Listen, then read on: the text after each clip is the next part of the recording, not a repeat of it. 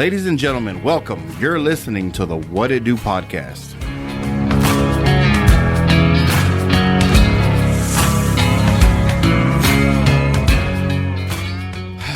Okay, so we're good.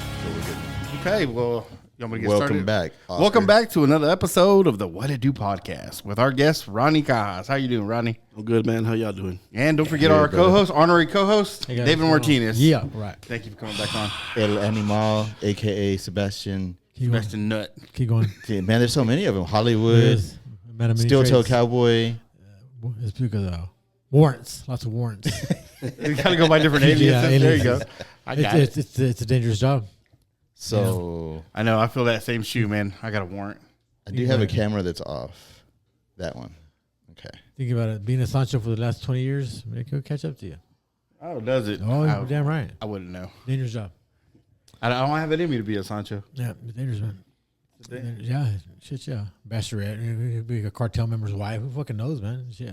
Parties, universities, boyfriends. You're fucking the bachelor party for the bachelorette. You're putting your life on the line. Yeah, I'm doing a service. You're like a hero. Right? You're like a hero, right? We all get to live vicariously through you on this podcast. Thanks. All We got two, heroes man. wear We got two. capes. Yeah. Right, right. Shit. Yeah, it's Doing God's work. serious, Exactly, serious business, exactly. you know. Seeing a dance. So as of right now, you're not in the oil field, right? No. Okay, No, yeah. I sing a dance. I make white people proud. I dig them down. That's what you do. That's what I do. You know. Salud. What it do? Salud. God damn it. Yes, All right, sir. So just so y'all know, this is going to be my last one because tequila is not friendly with me. That's all mine's water and yours is tequila. Exactly. Yeah, I ain't doing that. Salud. Yo, that tequila is too fucking dangerous, man. It goes down way too smooth. That Lalo's kind of like that too. Yeah. That's what you were going to bring originally, right? Yeah, that's what, because like I said, I wanted to bring it, but I saw Martin had brought it. Yeah. And I was like, well, damn, he done really surprised. Let me bring something on the same level. Yeah. Well, it's good, man. What's this one called again? It's One. Yes. Espolon, yeah. some good stuff. That's what's I up. like it. It's smooth. Oh yeah. I want you to Let me take see. some more Hold and it. get all rowdy. I want you my go. interrupting cow by the end Hold of it this up episode. Oh, yeah. There you go. Nice. Well, Good stuff. Thanks for the gift. Thank you. yes. And the thank you very tacos. much. Shit, the tacos. Yeah, are those Oh, bomb, are bro. tacos. I eat taco any day, man. It's awesome. Hold on. So That's the seven we pepper got to sauce? show this right quick. 7 pepper. So we got brought four tacos, Yes. and this sauce right here. What's all in it? that has a signature behind it, man. So that is one of my signature sauces. It's called the 7 pepper. Okay. And so I do use 7 different peppers in that.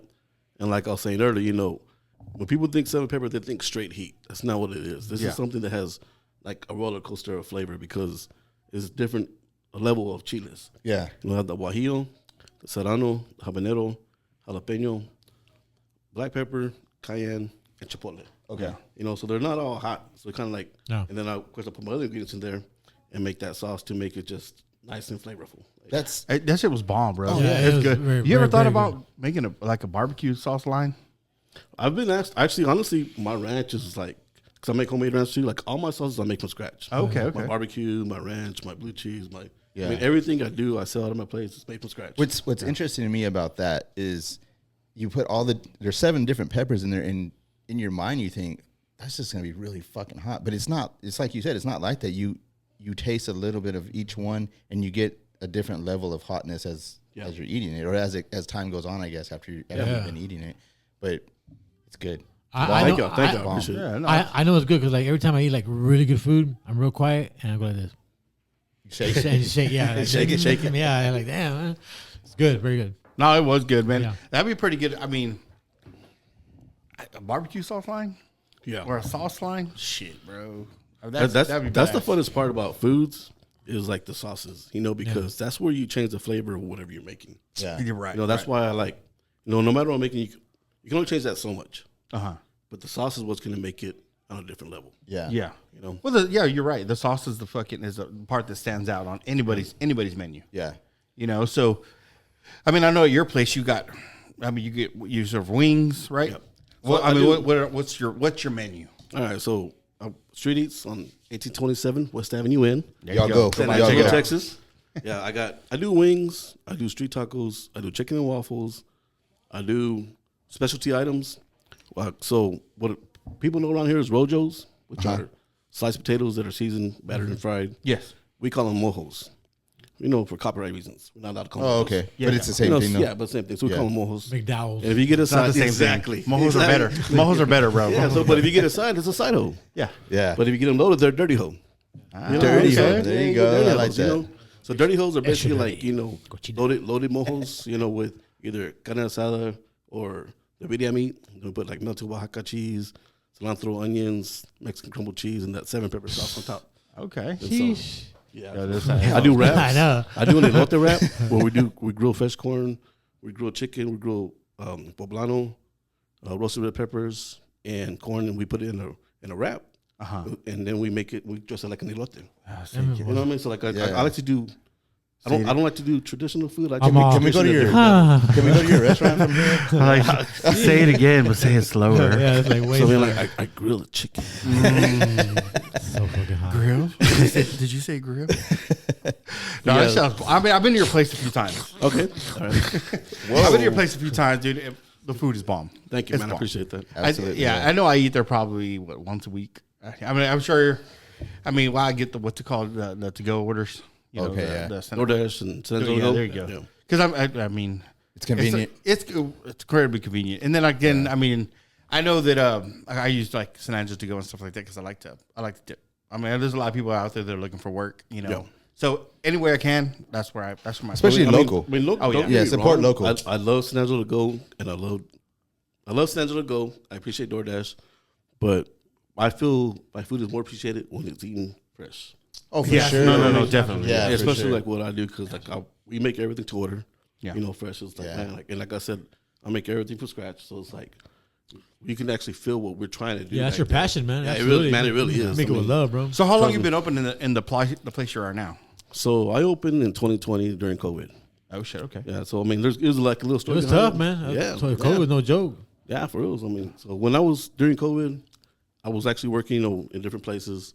The jail bar Rancho Sonora. I was going to Big Spring to work because that's, that time I was more of a fine dining chef. So I did like gourmet type food, a little bit more upscale. And then once I got a job offer to come back to San Angelo, and COVID happened like within 3 weeks. I was to be the executive chef at a restaurant here, and so everything closed down. So I was like, damn. So we had to wait. So finally, like a month later, we're opening back up, and then the owner, it's kind of a fucked up situation, but he goes, Ronnie, man, he was like, I can hire 2 Mexicans for the same pay I pay you, gonna let you go. And he had to say Mexican. He said it like that. He said it just like that. So I call my wife, as I'm leaving the restaurant, and I tell her what he said, and he was like, man, she's like, I'm tired of everybody fucking taking advantage of you. Yeah. She was like, by the time I was like, yeah, we'll talk about when I get home. By the time I left the restaurant to the time I got home, she was there on the computer. She was like, I found this building. Because I'm not gonna lie, my wife handles the money. Yeah. She handles the finances. She goes, we got this much money saved. I found a building. I made an appointment with the realtor. You're going to start your own thing. And she was like, because she's known I've been wanting to do streeties for a long time. That's badass. You got the support. Oh, Yeah, for real. Salute. I mean, But that's awesome. yeah, man. seriously. She was like, you're the one. She goes, you're going to do it? And I was like, what? She was like, no. She was like, I'm tired of this. This always happens to you. Yeah. You always wind up being screwed over. She's like, you're going to do it now. And I was like, for real? She was like, yeah. So we went, like the next day we had an appointment. That's a partner right there. Nah, for real. Man. Yeah. Man. And so we went over to the building. Man, the building was tore up. Like, grass growing inside. And Is that the one that used to be a wing place, right? yeah. It's inside the garden. Yeah. Wings and things, I think it was. Something like that, yeah. Number wings. Number Wings. That's That's what it was. Number That's Wings. what it Yeah. was, yeah. Okay. Yeah. I know. I was gonna open a restaurant not too long ago.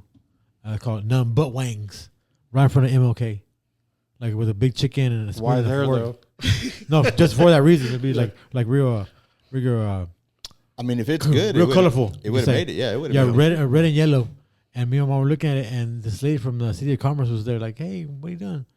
I said, "What are you doing?" "I'm looking at you. What are you doing?" I said, "I'm looking at my dream." I said, "What's your dream?" "Number Wings." I was like, "You serious?" I said, "Yeah, I'm dead serious. A big old chicken, red and Number yellow. Wings and Sancho Services. Red and yellow." I talked to Wings and Nangs. Wings yeah, and there you Dangs. go. I talked to David Diggs. and about getting his name up, from the Number Wings. He says, "Go for it, bro." That's right. Okay. Yeah. That's right. Okay. And I like that spot. It was a good little spot. Yeah. And Number Wings is pretty. Was it about that time? Because goddamn, dude, that Yeah. I don't know how anybody stayed open. Yeah. So before that, so I was like, okay, let's do it. And then that was in May. We didn't open till August, I think it was, because we had to do all this.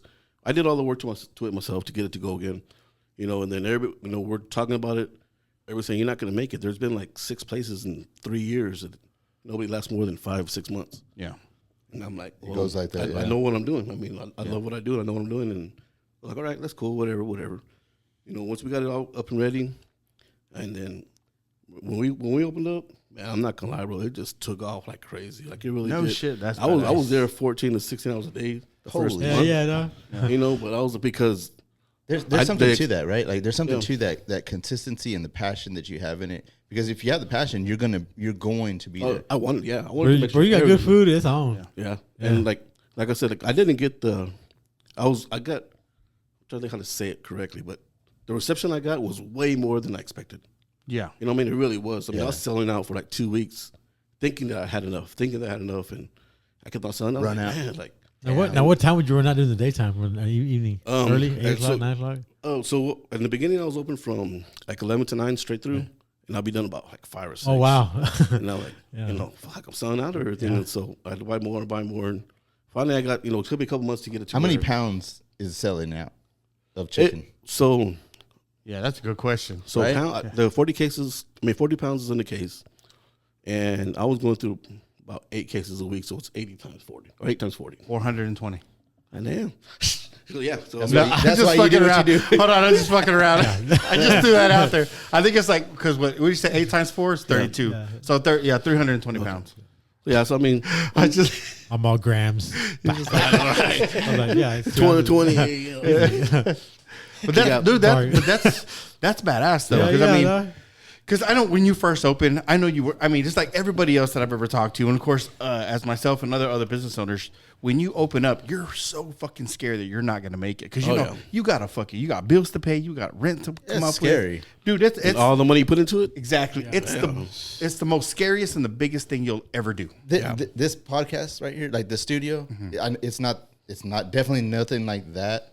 But just it was adding a bill to our monthly deal, and it was kind of like, shit, it's not bringing nothing in. We're just going to be spending money. That's scary in itself. Yes. We have hopes and dreams in it, but it's an investment. Yes, exactly. It's an investment. You're there, and you got it. I mean, and I know it's hard for a lot of people because they're like, oh, well, I don't have to do this. I don't have to do that. I don't know how to cook. Some people are like, I don't know how to cook. Fuck, we don't know how to do podcasting. You know what I mean? And of course, we'll figure it out as we go. Because I mean, what are the choices we have? Yeah. Right. Sure. So I mean, I'd like for a lot of people to really go out and really test themselves because the fact of the matter is, opening your own business is gonna be the hardest thing you'll ever do. And I don't give a fuck what anybody says. Big real, nuts, man. like- Yeah, because you're not relying on your 9 to 5, right? Yep. It's you. You're relying on you. You're the only one. And if you got a family, because I mean, I'm sure you had a family before when you started. Yep. It's like I'm literally giving up my regular pay, everything that I know. And I'm going to go and do Give this. up the comfort. There you go. You get rid of your comfort. That's what it is. Yeah. And it's a fucking leap and bound that I wish. I mean, I know people are scared, and there's people. Man, here's the part that sucks. There's talented people out there that are too scared to make that jump. Yeah. They're too scared. Yeah. And Ink said that before too. yeah, and it's true because everybody who's ever done it knows. And people have failed. I have failed. I mean, we all have, in some form or fashion, have failed. And how can I put this? That's not your stopping point, man. That's not who you are. That's exactly what I was thinking too. Is because that's not going to be the last time you're going to have to make that leap. Yes, you're right. And that's exactly what I was thinking when you were saying. I was like, I'm going to have to take that leap again, which I'm already in the process of. Yeah. And it's like, I'm scared again. I mean, because, Yeah. you know, gamble. it is. It really is. I mean, because it's not just me. You know what I mean? Because if it was just me, if it didn't work out, I'd just go get another job and just be comfortable again. But it's, it's my wife, it's my kids, it's everybody, my employees that depend on me now. It's like that pushes you too. Yeah, I mean that's what makes me. That's the stuff I think about now. the Just drive. them and their families too. Yeah. So that's the way I think. I'm like, man, I got to help them out because that they're helping me get to where I want to be at. Yeah, it's a crazy feeling when you wake up after having, because how many days a week are you off? Sunday. Sunday. Okay. Sunday, I have to still You still prep them. Yep. All right. Yep. So you're up there, right? You know, Monday morning when you get up, you know, because this used to be my thing. I would wake up Monday morning and be like, all right, I got to make X amount of dollars by the end of the week in order to break even. Yeah. You know, so there's the pressure. And not only on top of that, because, you know, you got your employees. And it is a different feeling that people don't really understand unless you've done it. That there's other people that not only do your family, your immediate family depend on you, but you got other families that depend on you. Yeah, exactly. And it's gratifying, but it's scary. Yeah, it's pressure. Oh, yeah. It's pressure and stress. And then what even worse, a lot of times they don't even realizing that you're thinking about them and their families. You know, so you like, sometimes you just get that pressure and it builds up and builds up. And you're like, look, man, I'm doing this for all of us, you know? Yeah. People think because you're the owner that you're just trying to do everything for yourself, because that's just the mindset people think of. Yes. And it really ain't. I mean, it really ain't. I mean, I think about everybody. I think about, you know. Yeah, man, like, Dad's never home. Dad's in the restaurant doing it for you, man. Yeah. Yeah. I left on Jordans, like on the cool shoes, everything. That's how it's Dad, man. Yeah. I mean, my kids, they've been hurts, working man. with me in the kitchen since, I have, my wife's gonna hate that I say this. I have 8 kids. She hates that I say that because she's like, you only can get, I have 2 step-kids. 8 employees. Nah. Yeah. No, but she's like, I didn't push 8 kids out my thing. You know, you can stop saying that and everything. But no, I have 6 kids, and then when I go with her, she had 2. So I raised them like them own. Yeah. I love this. So I have 8. But you know, I've been having them working. Ever since I had this, I've been having them work with me. I've been over 4 years now. Okay. And then, you know, so the kids that live with us in the house are 19, 18, 17, and 16. So they've been working. And even before that, I had them working with me in kitchens. So they all been working in kitchens since they're like 12. Oh, shit, badass. You know? And then, of course, the girls, they work in the front with the countertop and all that. But, you know, but it's like I've been showing them, hey, this is life, you know? Like, of course, it's a family thing. And, you know, they're learning like that. It's not like they're going to someone else and doing it somewhere different. So, you know, they see it as a different view. But once they do go out in the world, they do get other jobs, it's not going to be the same. The experience. Yeah. Yeah, The experience. They have, that's priceless. That's Yeah. priceless. Yeah, no, I'd say you can't teach that because, I mean, there's a lot of common sense has a lot to do with it. But when you're working with somebody that obviously depends on you, you know, it's a whole nother different deal. Like when we all worked with each other. I worked with my dad, you know, and he was hardest on me than anybody else. That's exactly what I'm saying. That's just because, real. you know, like my boys, like I said, they're 16 and 17. And honestly, I am harder on them because, you know, who knows what's going to happen to me, and who knows, they may want to take over and all that down the line. Yes. And that's why I'm as stressful as I am on them. But at the same time, you know, I probably am a little bit harder than I should be, you know, than other employees. But when they're like, man, you know, they get all pissed off and this and that, and I'm like, look, I just want you to be the best. You know, let's say you want to go do something else, and like you move away and you want to run something, man, you're gonna run circles around people. It's funny you say that, right? Yeah. Because you really think about it, and you're like, I just want you to be the best, right? And this is what I came in I want to say coming of age, because this happened this year, right? What I found out about myself is that, and I'm still like, I wake up in the middle of the night, and I wake up in a hot sweat because I feel like I haven't done enough. You know, I want to make sure that my kids. I want to be. Hey, how can I put it? You're hard on them because you want them to be okay. Yeah. And I'm like, I know if tomorrow I pass, you're good. You're good. I don't have to worry about you. You're good. You know, I'm hard on you because you're going to go out into the fucking workforce and you're going to blow everybody out of the water. Yeah. And that's all you want. Exactly. That's why I tell them, I was like, man, trust me, if you go anywhere else, you're going to run circles around people. Absolutely. Yes. Because I'm teaching on a level that The experience. Yeah. I used to tell my son, I don't want everything you got. Oh, no, I'll say, I want everything you got, man. I don't want your best. I want everything you got. Everything. Absolutely everything. Yeah. I don't want your best, Jedrick. You're better than that. I don't mean to go off of what you just said because that's awesome. Yeah. You look like a Yeti right now. Thanks. Like the Mexican Wolverine. Sorry. He's a very Wolverine, bro. The Mexican Wolverine. You're that Wolverine in the It's bar. El Wolverine. The one that gets off that stool and he's like 4 foot tall. You know what? Speaking of El Machete, there was an episode we're talking about the old school guy, Jesse Vargas back in the day. Remember him? Jesse Vargas. The name sounds familiar. Yeah. And he had his bodyguard. He never talked at all. Ever talked. But when he did, it was like, what the fuck did he just say? He actually spoke. And we came with something called El Machete. And Anyways, being hard on your kids, man. Sometimes, like, I hated my dad, and I hated the fact that he was in the oil field. I was like, fuck the oil field. To this day, Yeah. Man, my dad became my best friend.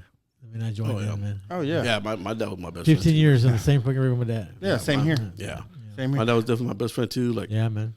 because like my parents divorced when I was like 13 maybe, and Really, so I stayed with my sorry about dad. that, My brothers, man. my brothers went with, with my mom. And so it was me and my dad. And so, I mean, now that I look back on it, of course, back then I didn't think about it. I want to stay in the barrio. I wanted to stay home. I wanted to be in my neighborhood. Hang out with my homeboys and this and that. Yeah. Like, Yeah. What are your brothers doing right now? I guess career wise. my brothers, man, they're doing great. They're both retired from the military. Oh wow. Yeah, and one works for the San Antonio School District. He's a teacher. Oh, And the other one, I can't explain it because he was a communication specialist in the Marine Corps. Oh, he's a So spy. now, Fuck so what he does now, badass. it's weird because I know him. Oh, do you? Go ahead. I'll let you tell your story. But John Wick. he goes like to like these weird rooms with like spikes of foam and all kinds of weird stuff that like to test like connections for. I mean, I can't explain it really. Yeah. Because I really don't know. 'Cause I always when he's talking to me, it's like talking Chinese to me. Yeah. Yeah. Yeah. When he tell me what he does, but it's like he goes in Yeah. the weird room, he tests all these things, but he's like he goes to San Diego, San Francisco, New York, London. travels the world. He's fucking Men in Black. Yeah, I mean, he's he a just Men in travels. Black. He travels. Yeah. Yeah, he travels That's what's up. everywhere. He does that's- stuff for that's- like Chris, right? Yeah, Okay, so I went to school with him. We were in the same grade at Lakeview. yeah, And back then, I mean, it was yeah. back then it was wild. Back Oh, then. yeah, I know. You know, it was wild. So he was a G. Yeah, well, I know. He was a G.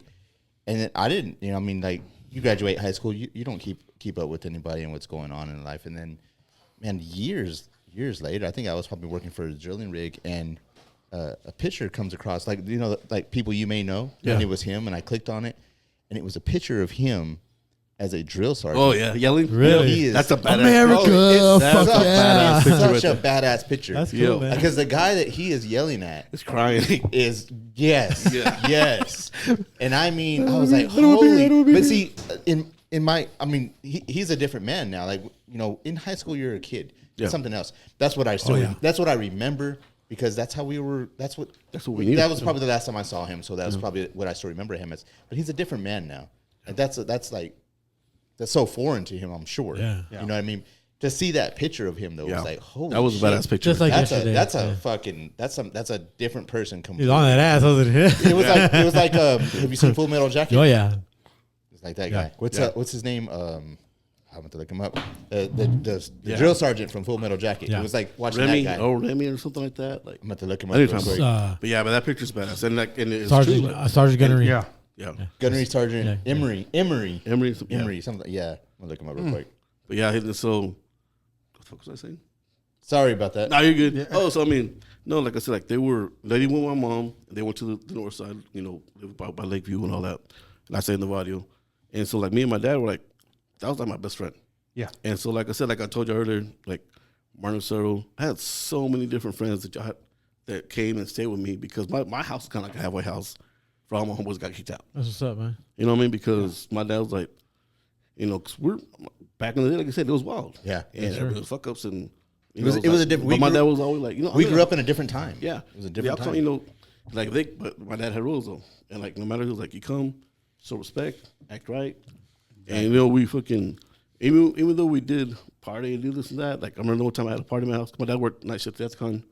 He got home at 7 a.m. People were passed out everywhere, and he was like, he got everybody up, and they were trying to leave. He goes, no, all y'all sitting here, you're all gonna clean this fucking mess up. Hell yeah. You know, and they're like, and their kids trying to leave. I was like, and they were like, hey, Ronnie, I was like, hey, he said to staying clean. We gotta stay clean. Yeah, I gotta help you. He just partied in his house, you, bro. you need to get up and start cleaning now, bro. And my dad was like, He's not bitching us out. He's telling us to clean the He just fucking saying he house. cleaned it up. yeah. I mean, he's big at the same time. But of course, I'm the one getting my ass kicked at the same time. But Yeah.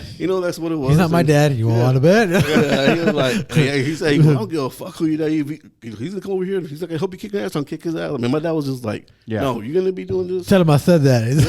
Yeah. He was like, nah. He was like, y'all fucking, That's what's up, y'all man. gonna fuck this up, then y'all fix it. Yeah, no. His name was Gunnery Sergeant R. Lee Emery. That's who that it was was. that was the man, the drill sergeant from Full Metal Jacket. And your brother, that's the Marines? Yeah, he was in the Marines. Okay. Me and my other brother Jesse were in the Army. My dad was in the Army. I come from a big military family. Yeah. That was shit. But like, so my dad was in the Army until I was like 8, and then that's when I moved to San Angelo. So I did live when I was younger in Germany, El Paso, Killeen, and of course San Angelo. And I came back home, and we're from here. I was born here, but then I came back home when I was 8 years old, and I went to 2nd grade at Rio Vista. Oh shit! Okay. Yeah. So When you got back from the Army, did anything change? Oh, everything changed, man. Did it? Yeah, because I left in 95 when I graduated. And I came back in 2005. Like when I left, the loop was in here. Yeah, no. You know what I mean? The yeah. loop was Oh, in yeah, here. that's So, right. Like, so San Angelo changed like crazy. Yeah. Like me and my cousins, we used to hang out. Like my grandma lived over there on Magnolia Street. And so I used to Whoa! Yeah. Hold on. You Where? heard- you What? heard- What you was heard- the first house on the left with the bikes and the trees and all that's my grandpa. No shit. Chabaton. Yeah, I grew up on Magnolia. Really? Further down. Where at? Here you go with the Matrix again. I'm telling you, the Matrix is So real. my cousins lived down the street. You know, Pee Wee and Ash, Yes. those kids. Those are my cousins. They lived Oh, yeah, in that Pee brick Wee. house. Oh shit! Okay, we lived. Me If and you go Abraham. further down, the Bro. 2nd Street. You know that there's 2 trailer houses. We grew up in that one little brown trailer house on 1809. Was that the Gary's? Not before that. Before that, had to be before that. Jake. Because my other cousins lived there. The Garys, they lived across the street on Magnolia. But Okay, yeah, because we would play. There was a guy named Jesse, but it was not Cajas. No, I know what you're talking about. Yeah, we lived right next to him, and then right across the street were those 2 twins. There were 2 girl twins. They lived, Erica and Francesca. That's You're right. They did live there. Forget about that. Yeah. So we lived literally 2 houses down. That's where I grew up. okay. That was my little. So like I knew that street because like I said, it was my grandma's street. So if I was in Novario, I was over there. Yeah. On that side, in that street, that area. oh fucking hey, dude, that's crazy. It's crazy how much over there's changed. Oh, They yeah. built the park. I you know, right? Like It's mind blowing, bro. Yeah, it's Because different. when I was younger, we used to go in that pasture. Yes. Go Yeah. fuck around, BB guns and all that. Like that was our childhood. Like when I was young, we go out there, in the pastures, go hunting. Yeah. Quotation There's marks. deer over there. Well, Oh, we yeah. used to go hunting for birds with our BB guns. Oh, okay. Because that's what we had. I've seen deer I mean, running through there, we're though. like 8 years old, 9 years Yeah, old. we were shooting in yeah, that field. We were shooting rabbits. rabbits, stuff like that. Hell yeah. Horny toads, whatever you do. Like that's Yeah. we're just being kids. Yeah. And what age was this? Shit, till like 12. Like my younger age, like from 8 to like 12, 13, 14. Yeah. That's when I started. But then after that, I started, hanging on the streets in the audio. Yeah. 14 is when kind of like, okay, now this is, Your frame of mind changes. yep. Oh, Yeah. y'all And you're know more worried definitely about does. chicks and partying, Yeah. Yeah. And so that's when I was like, we'd be over there on that side of town now, just fucking having a good time. Going to the bin at fucking 4 a.m, walking all the way to the bin Ficklin, go swimming. Oh yeah. Going to the tunnel. Yep, going to the tunnel. All stupid. Yeah. All dangerous. That was fun. Yeah, though. it was like, oh, yeah, it There's like was. 9 kids stuck in there still. All it's gonna take is Fuck. one good rain and everybody's dead. Yeah. Yeah. Fuck. Or the goddamn bridge would collapse. Or that. Or that, Or, yeah. I remember the cars used to pass by. You just sit there and soak them. Oh yeah. Yep. Foster They Park. get off, start talking shit, and you would start I sucking. fingered them so too. many girls in that nasty ass water. Foster No, you Park probably used don't. to be the shit back in the day, though. Yeah, That was a It was place cool, back man. in the day. How nasty. Yeah, we got sidetracked big I time. know we did. And I was like, what the fuck is that? Oh, yeah. Well, okay. It was going Yeah. back to my dad. And like I said, like, we were best friends. Like we were saying, like, That's cool, man. so it's like, I have such a great history with my dad. And, like, he was there for me from the beginning to the end. Even when, like I said, I joined the military in 95. And he was trying to get me to join for a long time. He was like, you know what? I want you to join the military because you're fucking up. You can go to prison. Yeah. That's not the life for you. Yeah.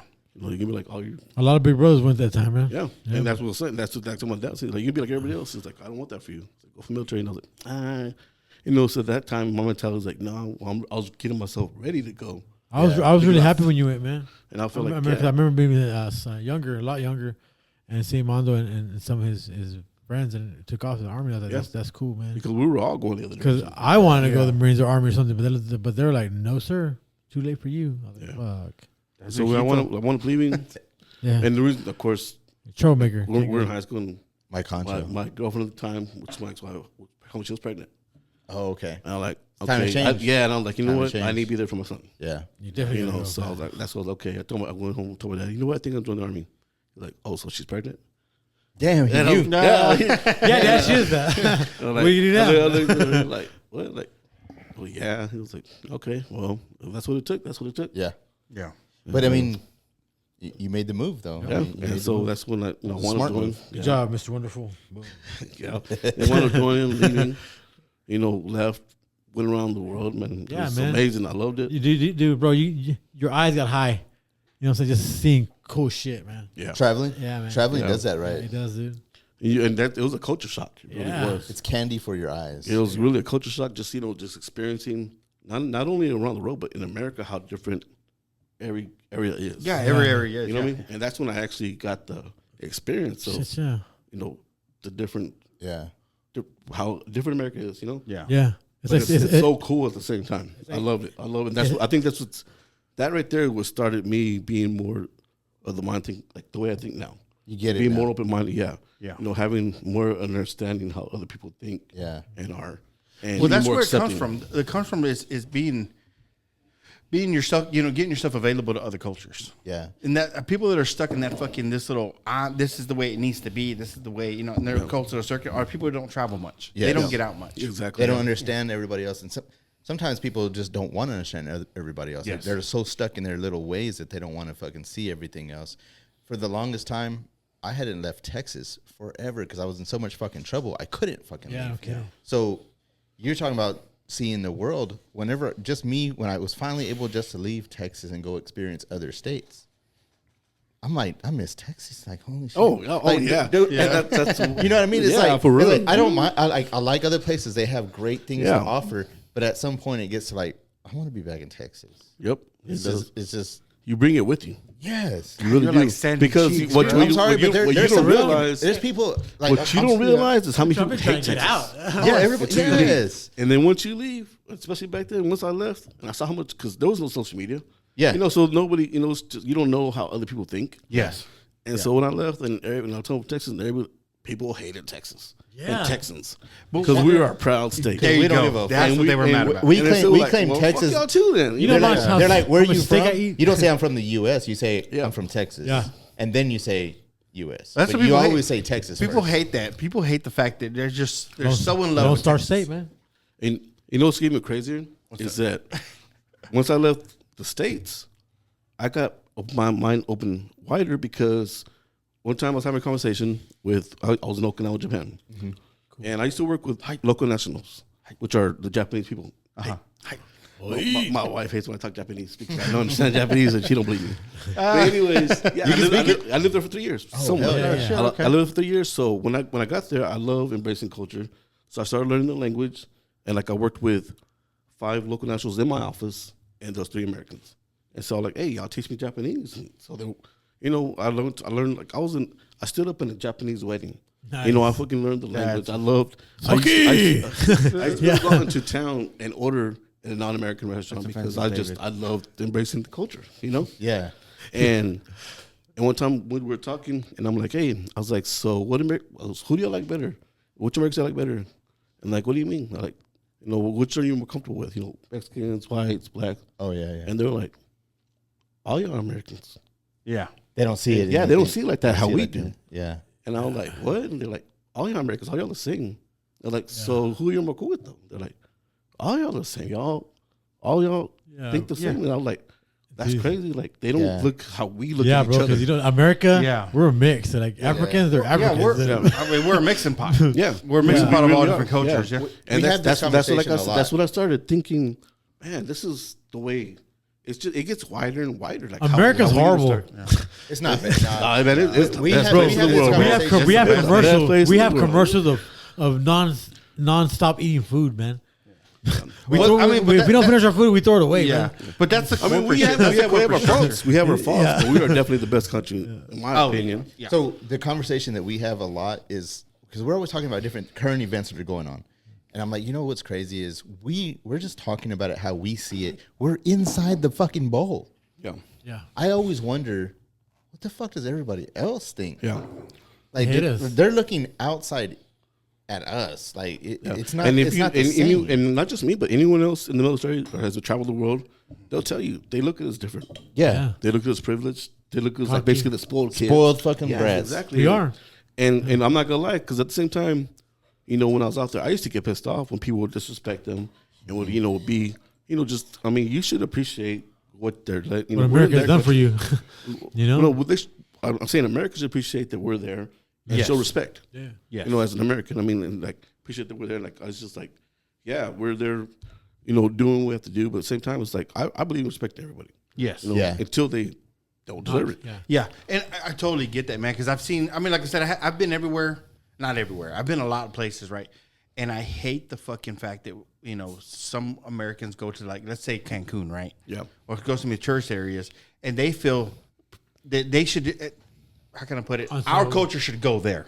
Yeah. You know, well, I'm speaking English. How can they all not know English? Hold on. Do you not realize you're in another country? Yeah. You know, yes, I do see the aspect of us being spoiled. I definitely see that because, I mean, you see that. I've seen it at the airport. I've seen it in fucking, I don't know, good, they got them cruise ships. Where they were, you know, I'm an American citizen. Yeah, we think we're entitled to shit. Yeah. But like I said, with that being said, also at the same time, like, it was like, I love my country. Yes. And it went from like a Texas pride to an American pride. And like, you know what, we are the best country. Yeah. You know, no matter what y'all say or think, I can't help how some of us are because that's just just life. the way it is, yeah. No matter what it is, no matter where you go. Big country. Not just a big world. I mean, someone's going to fuck it up for their person. For sure. Where they're at, no matter what. Yeah. And unfortunately, Americans get, you know, recognized the most when they fuck up. You know? That's true. And That's it's true. like, but we do the most for anybody else in the world. Oh, we damn We near police the world. Exactly. I mean, we help everybody else out. Yeah. I mean, even in times when we can't even help ourselves out, like, it's like, come on, like, you got to come back to That's us, true. That's true. you know? No, I totally And understand. so like, I that's agree. I mean, like, just being traveling like that, it changed my mind like crazy. Yeah. No, because I came from the barrio in Southside San Angelo, Yeah. small town. You know, we were All the way to Japan. yeah.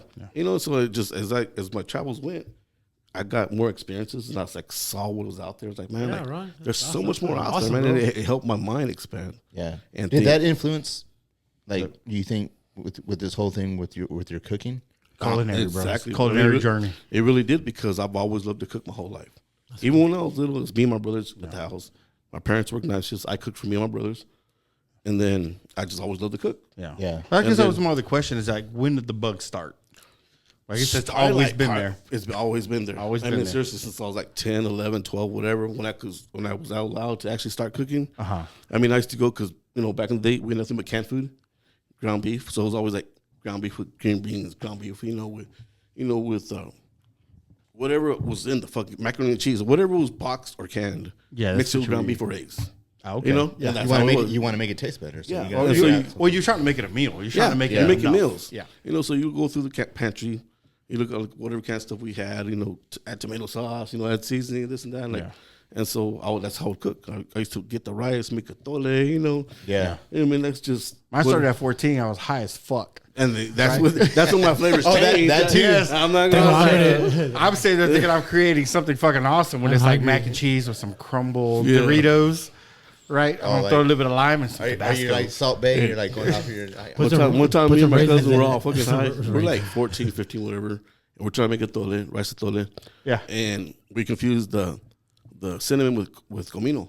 Oh, fuck, that's hilarious. Yeah, bro, we were getting ready to eat. We're high as fuck. We had a big old two bowls, and we both went like that, like what the fuck? I like it. No, like you still ate it though. That one homie. I mean, yeah, we Yeah, had fuck it. yeah. I've been so high where I fucked up a meal. I was like, I'm gonna eat this. Bitch. It's different. Yep. It's different. Which I mean, it's funny. It's funny you say that because when you get to tasting like that, right? Or you get to cooking that shit, you're high as fuck, right? And then, like you say, you've been around to other countries. That your palate fucking changes. Yeah. Like I no longer see something that tastes like dirt. Cat as an animal. Or I mean, The hey, experiences, different experiences change your Yes. thoughts on flavors. Yeah. It especially changes your palate. You know what I Yeah. mean? Because I've tried something that's like, I used to have this mindset of it's like, oh, it tastes like dirt, right? And then you've had it, it's a little mixture, something a It's little bit earthy. different. There you go. You get it's an earthy taste, And I'm like, and I used to make fun of that shit when I was younger, And then I was like, you know what, dude? I don't turn nothing down. I've eaten everything from fucking, animal assholes all the way up to fucking brain, from the ass up all the way, And it is the way shit is prepared in some other places, like it is so fucking mind blowing. It's mind blowing. It is. Like people say, if people are going to tell me, hey, food you were eating that was in that fucking restaurant tastes like cat. You know, hey, that's some good fucking cat. Yeah. You know, in other countries, it is a little different. Yeah. You know what I mean? But that's their culture. That's what they eat. That's how that goes. Yeah. And not only in countries, but like other parts of America, because like I said, when I first left, I went to the East Coast. And so, and every time I was in the military, but I was part of the East Coast? I was in the DC area. Oh shit! Okay. I lived in Northern Virginia, and so we were still kind of Southern, you know. But I always had a second job, and so the second job, you know, I always just got to know the people there. And like I said, I love diversity, and then when we have potlucks, or whatever. You know, I learned how to make mac and cheese with an old black lady that worked with me at Lemons and things. Oh, I bet the shit was good. And when I first tasted it, like, oh my God, this mac and cheese is fucking badass. I'm like, how do you make this? You know, yeah, for real. Like, how do you make this? And that's how I learned how to make my signature mac and cheese. Like, I make one special mac and cheese that when I make that, trust me, it's bomb. I learned that from that little old lady. And you know, like I said, because I was an East Coast thing. Does it have that like crusty top one? Yeah, it's like that baked Southern mac and cheese. Boy, you take it in the oven and you broil it. Yep. And it's like, you know, so other things there, you know, like the grits. That's why I learned about grits and stuff like that. I mean, and then when I went to the West Coast, like my fish tacos at Street Eats are a San Diego-based one. Oh, shit. You know, like, because that's why they call SoCal fish tacos. Yeah. You know, because it's a Southern California style. And so, like, when I lived, like I said, like, everywhere I went, I learned how to cook in that area because I just wanted to eat it again for myself. Ronnie, hell yeah, man. Yeah, you know what I mean? So that's badass. And Yeah. I mean, it wasn't nothing about work. It wasn't nothing about, you know, having a restaurant. It was nothing like that. It was like, I love the food. Yeah. And I love to eat. You know, look at me. You can tell, you know? Yeah. You know, so like, and then when I went to Japan, I mean, it's just the same thing. My teriyaki sauce that I make at Street Eats is actually an Okinawan recipe. No shit. Yeah, and I make it from scratch. Like I said, I make everything from scratch. Dude, that makes me want to go even more. Yeah. And so it's like, you know, every time I went somewhere, I learned how to do something their way, like the yakitori I know how to make, you know, that style, and as much as I can with the ingredients available. Yeah. You know what I mean? You can only do so much because, you know, it's just different parts of the world have different ingredients. Yes, no, definitely. You know, so. But God, that's kind of sad on my part, man, because, I mean, I never got to experience that. You know, that's badass. One of my main things, I would love to go to Japan just because I want to try the food. Oh, yeah. Or I want to go to China, it's you know. amazing, yeah. And go to the fucking street markets. You know, I've been to a couple of street markets in Mexico, like Torreon, you know. Yeah. They got this badass street market that you go and you can get about anything under the sun. Yeah. You know, anything under the sun. And I do miss that, man. I do miss the fact that How big is Torreon? We've talked about it. It's like San Antonio. A little bit smaller than San Antonio. It's a good sized town. Yeah, it's a damn good sized town. That's about a little over a meal, right? Yeah. It's about there. It's good size. And it's just there's so many people, man. The culinary, you know, of course I eat everything. Yeah. And like there's good food there. The Mexican food there, man, is just it's so different. It's so enriched. You know, it's a lot different than the Tex-Mex stuff you're used to here. You know, and you know how much joy it brings me that we have like some Jalisco places that are opening up in town. Yeah. And I'm like, thank God, man. They're good too. We need to bring them from other parts. Chinese food, of course. Unfortunately, I mean, when we get Chinese food, we get buffets. I like Nakamura's is my favorite. Yeah. And that's not Chinese. What is that, Japanese? Which one? Nakamura? Nakamura? Yeah. Japanese. Yeah. So I wish we would get more of a home style And kitchen. that's my problem when I first came back. Coming from Japan, there was nothing close to it. You know what I mean? Like, no. I was like, oh my God, like this is because it was just so amazing there. Yeah. Wait, I had a buddy that came in for a funeral from Houston, you know, and he's Asian. I don't know exactly what he is, but he was like looking for somewhere to go eat, and he was like, just no sushi. I was like, but we got Nakamura's is good though, and he was like, nah, man, y'all are too far from the coast. And I was like, oh, I get it. Yeah. I mean, I get it, but Nakamura's is Well, I mean, good. honestly, so back in the day, that was definitely a true statement. Yeah. But nowadays, if the restaurant is willing to pay for it, they can definitely get. I mean, when I worked at different restaurants where I got fresh seafood, the next day it was caught. Within 3 days, it was caught. So what they would do is still catch it, next day get it on the boat, and then what's it called? DHL, whatever the international shipping is. Yes. So give it in 2 days. You know, so within 3 days of it being caught, That's pretty damn fresh. Yeah. Yes. And I mean, but that's, you know, that was the more of the higher class restaurants I used to work at. Yeah. Where you could do like that. And we could. You know, so I mean, you can be anywhere and you can get like that now, but you have to be able. You have to be. Yeah, I bet Nakamura's probably gets it like that because they're cooking sushi. So See, raw okay, fish. I've had let me. I mean, if y'all know something, let me know. I'm gonna go a little bit up nose on this one. Right? Yeah. Go for it. Because I've had sushi. Nakamura's, yes, it's good. It's probably the best in town. Okay, hell's in comparison. Hell is in comparison to Uchi's. Uchi's. I haven't been there yet. I've heard Yeah. of Uchi's, but I've never been there either. You never been there? I've heard of it though. Oh my god. Okay. Well, the first time I went there, and it's the most I guess memorable one that I can have there. I actually was sitting next to the fish dealers. Oh yeah.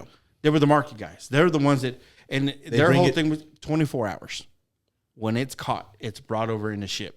24 hours. Or in the ship plane, whatever, Yeah. in 24 hours. So wherever, with the time it's caught, it ends up in the restaurant in 24 hours because Yeah. it's the freshest they want to make it, right? Now, I thought sushi.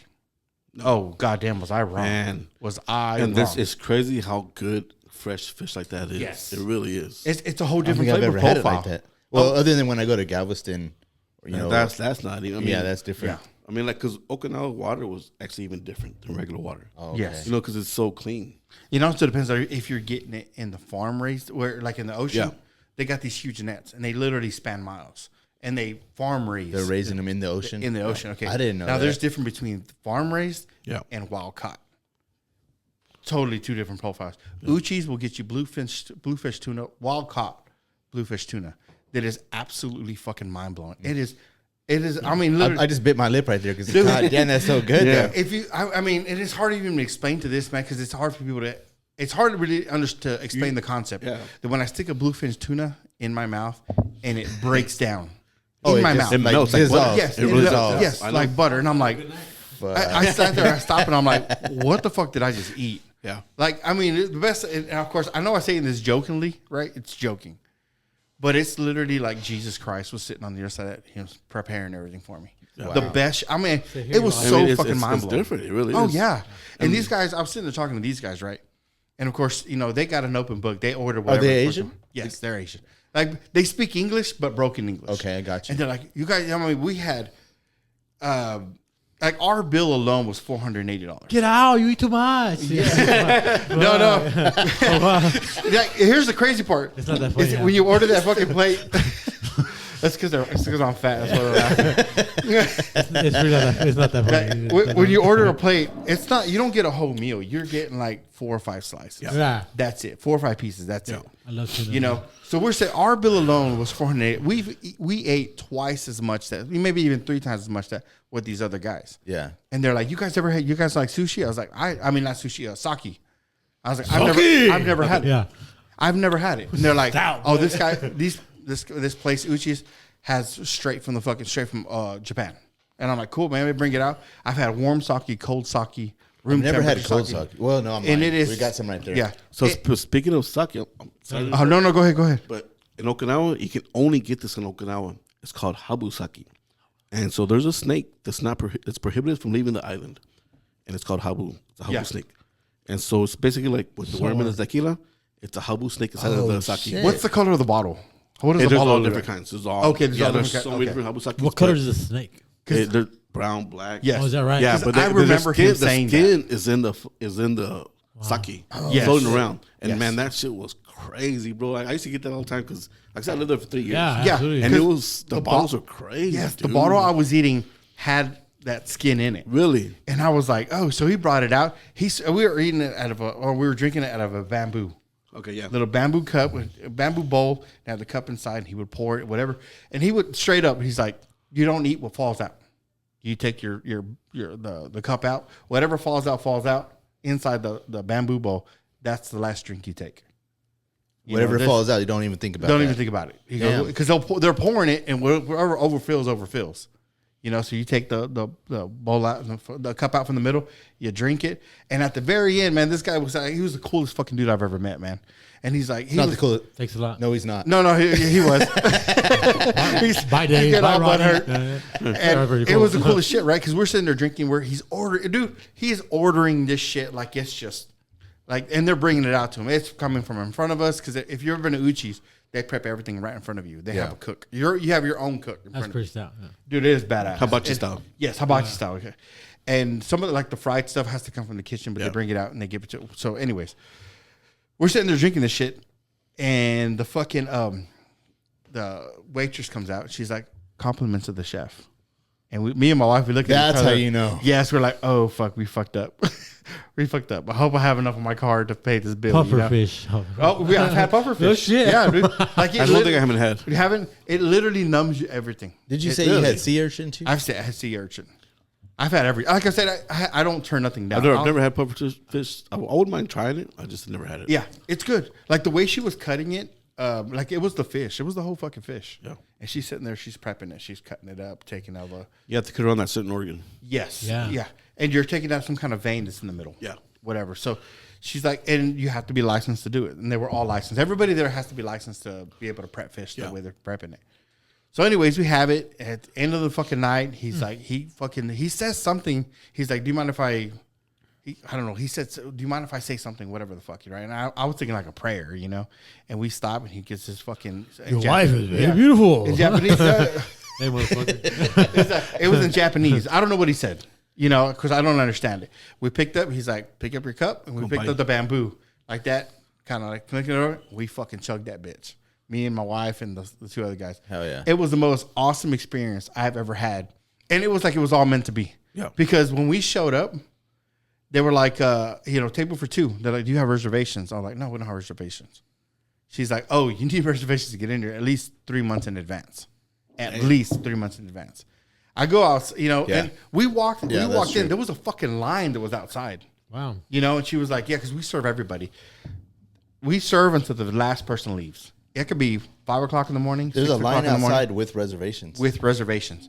So we're sitting there, they're waiting for a table, right? And I'm like, oh, fuck. Okay. So we walk out the door and she comes out running behind us. She's like, do you mind sitting at the bar? I was like, no. I was like, everyone else here is sitting, waiting for a table. I was like, yeah, no, fuck, the bar's fine, whatever. Bro, it's like it was meant to be. We sat there. We sat next to the fish awesome, dealer. bro. That's badass. Oh yeah, it was godsend. And I love those kind of experiences, man. I Yeah, do, like, it was. awesome. That was one of those things, man. When if I die, and there is a heaven, you know, that's gonna be my heaven. That's gonna. I'm gonna be sitting next to Saint Peter and Jesus Christ In the eating sushi. sushi.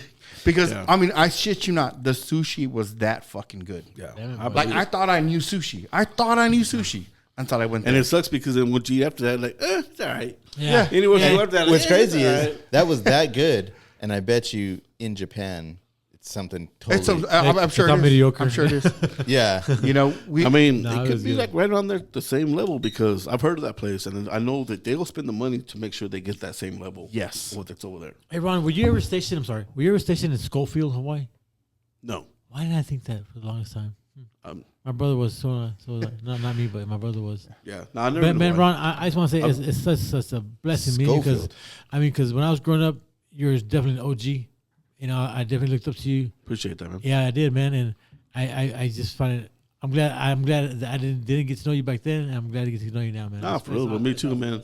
I mean, I'm glad I got to know all y'all seriously because I mean, like it's just crazy, like how we were back then to how we are now, and not just our mentalities, but just what we're trying to do for each other in society. yeah. And I mean, I really try my best to be the best kind of person I can be. Yeah. Absolutely. And I like the fact that we get to meet at this later age because I feel like, in my opinion, I meet the best versions.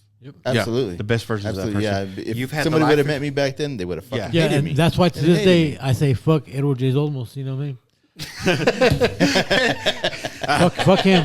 You got to go more detail about Yeah, that. bro. About, Hold on. You did. No, you actor- did. If y'all listen in on a certain podcast, he did go did. detail on it. Yeah. man. Oh, okay. I mean, the time that he came down to come see us, Thank you, David. I love it. gang world, whatever. David's I crazy, know. bro. I mean, instead of saying, "Hey, you know, Wait, hey, wait. let's not come down," you know, whatever. Patricia? He's all like, sometimes your friends, that's all you got, you know, and just pretty much threw gasoline on the fucking fire. And I was like, if he would have said something, At that time, San Angelo had a lot of gangs. Yeah, bro. And that was actually all of us when Yeah. we were younger. That was Exactly, our yep. generation when we were younger. San Angelo had a fuckload if he of would have gangs. said, it was. Big. if that OG would have said, cut that shit noise, man, that's just for the fucking birds, you know what I'm saying? Or like for the chavalas or some shit like that. Guess what? I would have listened. Because to me, he's. But back in those days, that's not how we thought. Like, He just now finished his fucking American Me. Yeah. Off that set. Like 2 weeks later. So hold on. Maybe I'm misunderstanding this, but give me back on the context Okay. of what you're so mad about him about. Well, during Gangland, I could say back in the day, was they invited him down to come talk to the gangs because he just finished making American Me, dude. Okay. Yeah, it was like a really big deal. So he's going around the country talking to. I remember that. To gang members, right? Gang members. I wasn't here, but I remember hearing about that. When Okay. he came down, so my principal thinking that he's gonna inspire us. Yeah. No, no fucking thing like that. He threw gas in the goddamn fucking fire. I swear. He's like, fuck it, go for it. Yeah, bro. Like, like fuck it. And when he finished saying what he was saying, protect the body. Yeah, he's pretty much. Is that what he told you? Pretty fucking much, man. Damn. No shit. Yeah, bro. He was like, Mexican. Sometimes your homies and your friends, that's all you got. Almost. I don't know anybody named Almost. Almost. If he would have said something different, I would have followed it, man. Because Yeah. That's Edward J's home. That's Santana. You know what I'm saying? American Me type of shit. So, I just remember from that. What's that movie when he was a teacher? Stand and Deliver. Stand and Deliver. Yeah. I just for some reason every time I see that movie, it reminds me of Cartman. Two niggas. Cartman. Yeah. I gotta teach these kids. How do I reach these kids? Yeah, that's funny. I like that fat girl. You know, But it's the same reason I don't like George Lopez. Yeah, but anyways, I'll say, yeah, Yeah, but I'll say, I get that. He Yeah. should have said something different, man. Yeah. You know. So. well, I mean, but back in those days, I get it. It I was get it. definitely Without wild. promoting his movie and shit. Fuck him. fun. Yeah. the You way know, that we grew up is I different don't want our than the way kids that everybody else is that growing up now. whatsoever. Yeah. Like that's one thing I try to tell my kids, man. I definitely don't want you nothing like me. Oh yeah, no, You know, yeah, absolutely. nothing like me. My worst fear for my daughter is for her to have met somebody like me when I was that younger. Because I was like, fuck, dude, I was a piece of shit. Like, there's no fucking way. There's no fucking way. Absolutely. I mean, and I didn't learn right Absolutely away either. not. I mean, I didn't stay like that. You know, I didn't go from going to the military and becoming a good person right away. No, Yeah. it took me a long time to get right. But you know what's It crazy took me is a long time to get right. Probably like we late needed 30s. that. We talked about this on the last podcast. We kind of probably needed that. We needed to fucking whatever falls we had to take. Yeah, it was. I mean, I would never take nothing back. I would. Oh no. Jesus Christ. I definitely learned from a lot of it. Absolutely. You know, Well, it made you who you are. Yeah. You know, all your past experiences bring you to who you are now. And it makes me appreciate so much more. Oh, I imagine. What I have and what I'm going for and what I'm trying to install in my kids and just myself out to the public. Man. I am trying to be a better person. You're a public figure, honestly. And that's what You're I a hear pillar. it. You may not see yourself that way. I really don't, and Yeah. it's still weird to hear it because Mr. Cajas, you're a pillar of the community. and I try. And I don't see it, but at the same time, when it's like I want to get something done, I'm like, okay, let's get this done, and I'll get a group together, and I'll like, hey, Believe me, if you fuck up, ask Matt. San Angelo, be all over that shit. You know what I mean? Like, I Jesus. know. I mean, come on, man. But I mean, at the end of the day, man, you got to recover from that. Like, I know Exactly. it's a hard thing to hear that. Hey, that you are. I mean, you're somebody. You're somebody in San Angelo. Well, I mean, I appreciate that. Absolutely, Like, you know, you are, dude. There's a absolutely. reason. Like, I'm gonna say I reached out to you because you are somebody. But the fact of the matter is that I wouldn't know who you are unless you establish a name for yourself. I appreciate that. So that's good, man, and that's something to be proud of, something to hang. I knew Ronnie Cajas when he was a juvenile, as a chef, and now as a person. Yeah. I'm like, shit, I respect that. And man. like I said, like I didn't learn right away. I mean, because I still fucked up for a long time. Oh yeah, For a long time. I mean, like I said, I was probably mid-30s when I finally, you know what? I'm done with this shit. Isn't it crazy how sometimes it takes And I mean that many mistakes to figure it out? Because I yeah. joined the military. I did good. Fucked up. Did good. Fucked up. Got out. Fucked up. Yeah. Same. You know what I mean? Yeah. Like I was back home. Like and I just stayed fucking up, and I was like, man, But you finally found your spot. yeah, and I did, and it was like, it is what it is. I need to find that, man. you'll find it. You'll find it, man. But the thing about it is that don't start giving up on the fact that shit gets hard. Shit does get hard. That's your You learning know? time. That's the time to learn. And it's your trial. It's your trial and your what do you call Trial and error. Trial and error. You know what I mean? That's your I can cry. tribulation area. I can cry smiling. It's called trial. It's called trial by fire. There you go. It's trial by fire. There you go. I like that. That's what it is. You gotta take yourself out of that victim mentality, man. I know it's a hard thing to do because It I is. mean we've all been there. I've been to the point, where it's just like I'm a fuck up. I'm a piece of shit. I don't have anything. I don't have anything to give. I wouldn't go that far, but And yeah. I mean, Thanks. yeah. Well, I'm not saying. Keep going. I'm just saying. I'm listening. I've been there. You know, Absolutely. as a business owner and watching, you know, having to close the doors. And I know other people that have been in that situation. I'm like, dude, it's not the end. It's not the end. Yeah. That's not you. Even though it feels like the end. Yeah, it's not, man. No, it's not, bro. It's not. It's not. There's, you know, we live in a different world now, where we can do shit on the internet. Yeah. People make their entire fucking business based on being nasty. YouTube. No, not even that. People travel the world and get paid to put it on YouTube as they travel the world. You're giving a review on Las Vegas? What the fuck? Really? Yeah. Like, I'm gonna go to Vegas and party all the fucking time, and I'm gonna give a review on Las Vegas, and I get 1 million fucking views. Yeah, start a podcast when you strip, dude. That's wild. That's wild to me. Nice. I'm gonna travel to Okinawa and give a review on that and get paid. I go to every gay bar out there. What the fuck? I want to do that. Yeah, that's fucking badass. Dude, like, this chick, I want to do that. Yeah, this chick across the hall, she travels to do photography. How awesome! That's awesome, man. It really is. Yeah, I want to do that. Come too. on, dude. Yeah. I mean, back in the day when people were like, "Oh yeah, I'm in photography," that means you're unemployed. You know? I mean, yeah. I mean, that's back awesome, in the man. day, that used to be a thing before social media. Yeah. But you can. All you have to do is start. Your project can finish it, Abraham. And, Whoa! We can do this bitch on Skype. We can. I mean, I know we seriously. can. I know shots we can. fired. And I mean, I just repeat. Hold on. Well, I'm going to repeat this. Go ahead. Shots I'm going fired to continue to again. repeat this. Yeah, shots fired. That you have to start, and I know and I know you're in your own head. Oh, yeah. You know. So from what I'm hearing, you try to start something that you obviously talked about something that you want to start on your own. Yes, but you haven't yet. Yeah, I did, and then I stopped. What is it? Not what to do is I get to a point. point, and I'm just like, it's not good enough, and I just stop. Well, what is it that you want to do? Photography. Oh, photography. Okay, Yeah. okay. Same subject. My bad. Well, I told him to be a model. I'll go out and I'll do stuff like that picture that's right there. yeah, he did that one right there. Okay. And then I've done like David. I've done some pregnancy photos. I've done some pre-wedding photos. I've done some just bum fights. bum fights. Yeah. I haven't done bum fights. Watch out. I just everybody. Not that nobody's happy with it. Everybody's told me that they're happy with them. I'm just not happy with them. You're not happy with it. He is But the hard. thing And is, you're always gonna be your biggest critic. And I can't. Always, man. Exactly. And I just Yes. and I'm just like, it's not. You've read it out. I can't stop Yeah, it. I'm gonna bring up that You- text we got from Matt. You know, he goes, "You go to doing this, and you don't know if anybody's listening, and it's nice to hear some confirmation that you are on the right path to get this shit done. But you're never gonna know that until you go through your. You have to go through your. It's not good enough. I'm not good enough. Just your whole spiel, your whole, because you'll sit there and go in your head. Like, I'm sure you've had it. Is my food good enough? Am I doing enough? Am I being enough? Am I pushing my shit pushing my business in the right direction it needs to be? Those are questions that if you ever stop it one day and ask yourself all those 4 questions, you're like, yes, you're not doing enough. Yeah.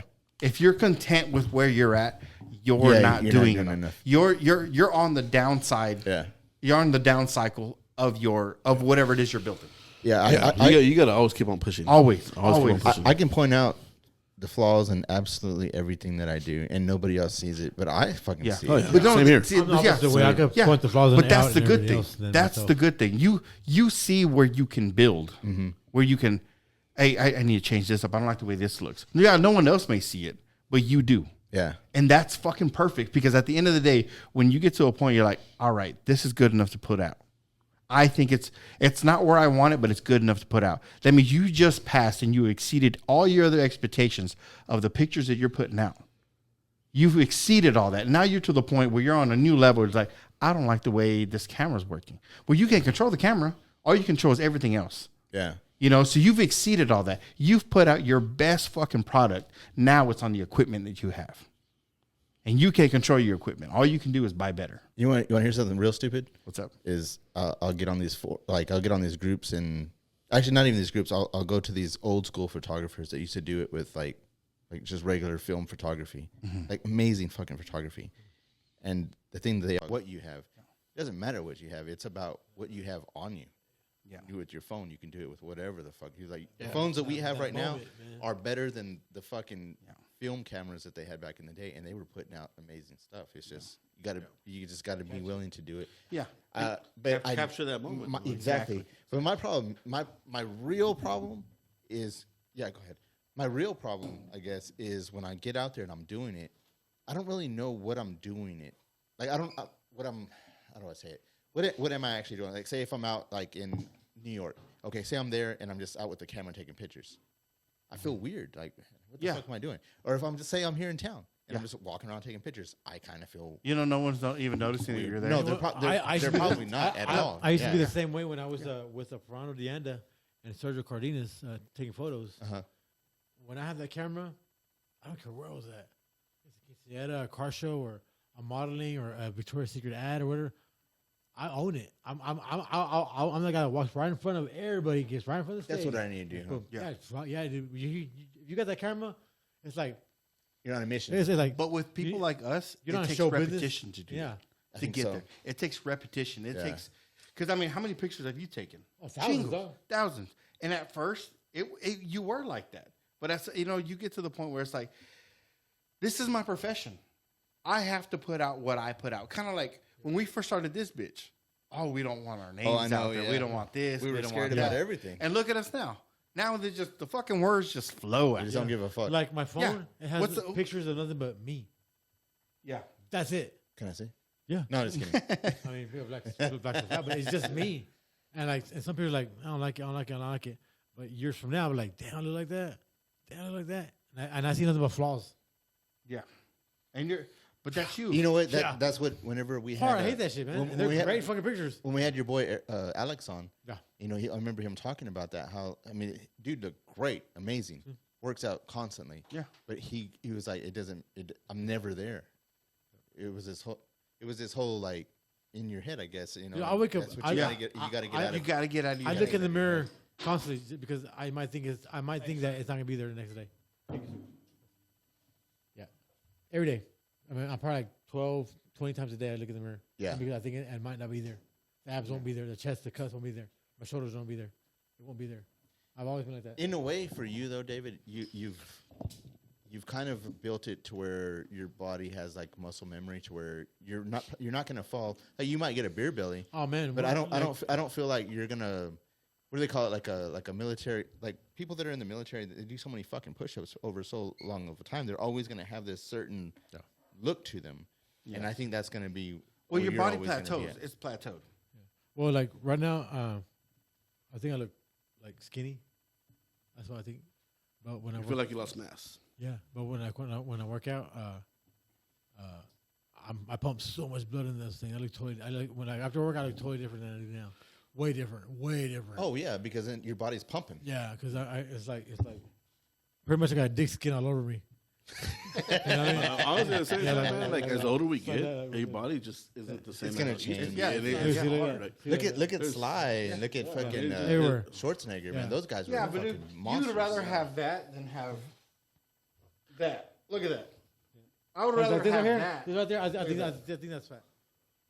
Yeah, but it's not though. It's not. But in my mind, it is. It's a little bit of fat. We ain't trying to hear this bullshit. Yeah, bro. I was like, come on, man. Show me that fat stick. You're fit as fuck. No, I'm not gonna give you all the credit. No, I want to hear it. Okay, I give you all the credit. He wears what, size 34? We're all in our 40, right? No, size 28. Fuck it. Yeah. Size 28, bro. Yeah, 28. Have you got any? Hold on. What the fuck did you just say? I wear size 28. Man, shut the fuck up, bro. He ain't that. I'm only 32, maybe 30. I'm a 32. I wear size 28. Nah, I ain't 28. I'm 5'8", though. How tall are you? How tall are you, Dave? Size 28. Nah, he's probably 28. How tall are you? I'm fast. How tall? It makes me mad even saying that. 5'10"? I'm on board of those shit. My license says 5'11", but I think I'm like 5'10". Man, I squeeze into a 40. Yeah. I'm at a 38. You ain't eating. I'm lying. I'm at a 40. Oh, I eat a lot. When I eat my number of protein. Do you need to start coming over the house for barbecue? Like like right now, I weigh 173. Yeah. Yeah, you don't weigh enough for your height. No, I weigh. That's my No, no, he's perfect. right. I'm a He's I perfect weigh weight. 170 and I'm fucking It's 'cause- 5'8". Yeah, it's because you're fat, bro. Yeah, 'cause you're not- You fuck y'all, motherfucker. Thank you. I didn't want to say it. Yeah. I'm gonna talk shit because I'm like, I literally got 100 pounds on both of you. Oh, absolutely. But easy. how much do you weigh? But you're not like weak about it. I It's used not, to like, weigh- it's No, not no. like holding you back from anything. Oh, it is. It started to. Yeah, it is. It started The to. older you get, the more it does. Where I'm like, man, my back That's fucking what I'm hurts, learning, bro. God damn, but I know I got to lose weight, but I don't have the drive. I mean, I enjoy food too fucking much. Shit, me too. You know, that right there is fucking making love with those fucking tacos. I'll tell you what, that's fucking awesome. Oh, That's fucking awesome, bro. I should do that. I mean, fuck. But see Whoa, that? whoa. Suck your dick. That was nice, dog. That was some good fucking I tacos, knew dog. that was where that was going. Shit. I know, right? Like, fuck, everyone's like, food, drugs. So I can deliver to your house if you need me to. I'm just saying. Thank you. Yeah. Like I mean, 1323 Richard. we had the restaurant for a little bit, bro, and dude, I gained weight because I could not stop. I eating love there. food, bro. I love it. It was so fucking good. Like I couldn't start another restaurant because I die of a heart attack. That was your spot. Yeah, man. I love food. I love food. I like bread and Oh, me butter. too. I mean, and that's what I mean, like I do have food. street eats, but at the same time I do my caterings because I love to create. I love to make new foods. I love to have different style foods.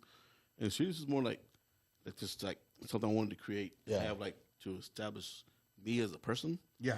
You know, diverse Can from the streets. Can I ask you? I don't know if it's all right to talk about it, but when y'all did start Urban Salt, was that out of a just you wanted That was to create? you? So Are that, kidding yeah, me? yeah, I created the menu. You know, it was a partnership, I love that and fucking- that I love was that like fucking to place. show, hey, you know what? I'm not just street food. Yeah, yeah. I know. I mean, I was a gourmet Yeah. chef before. You know, I did fine dining with some badass chefs from town.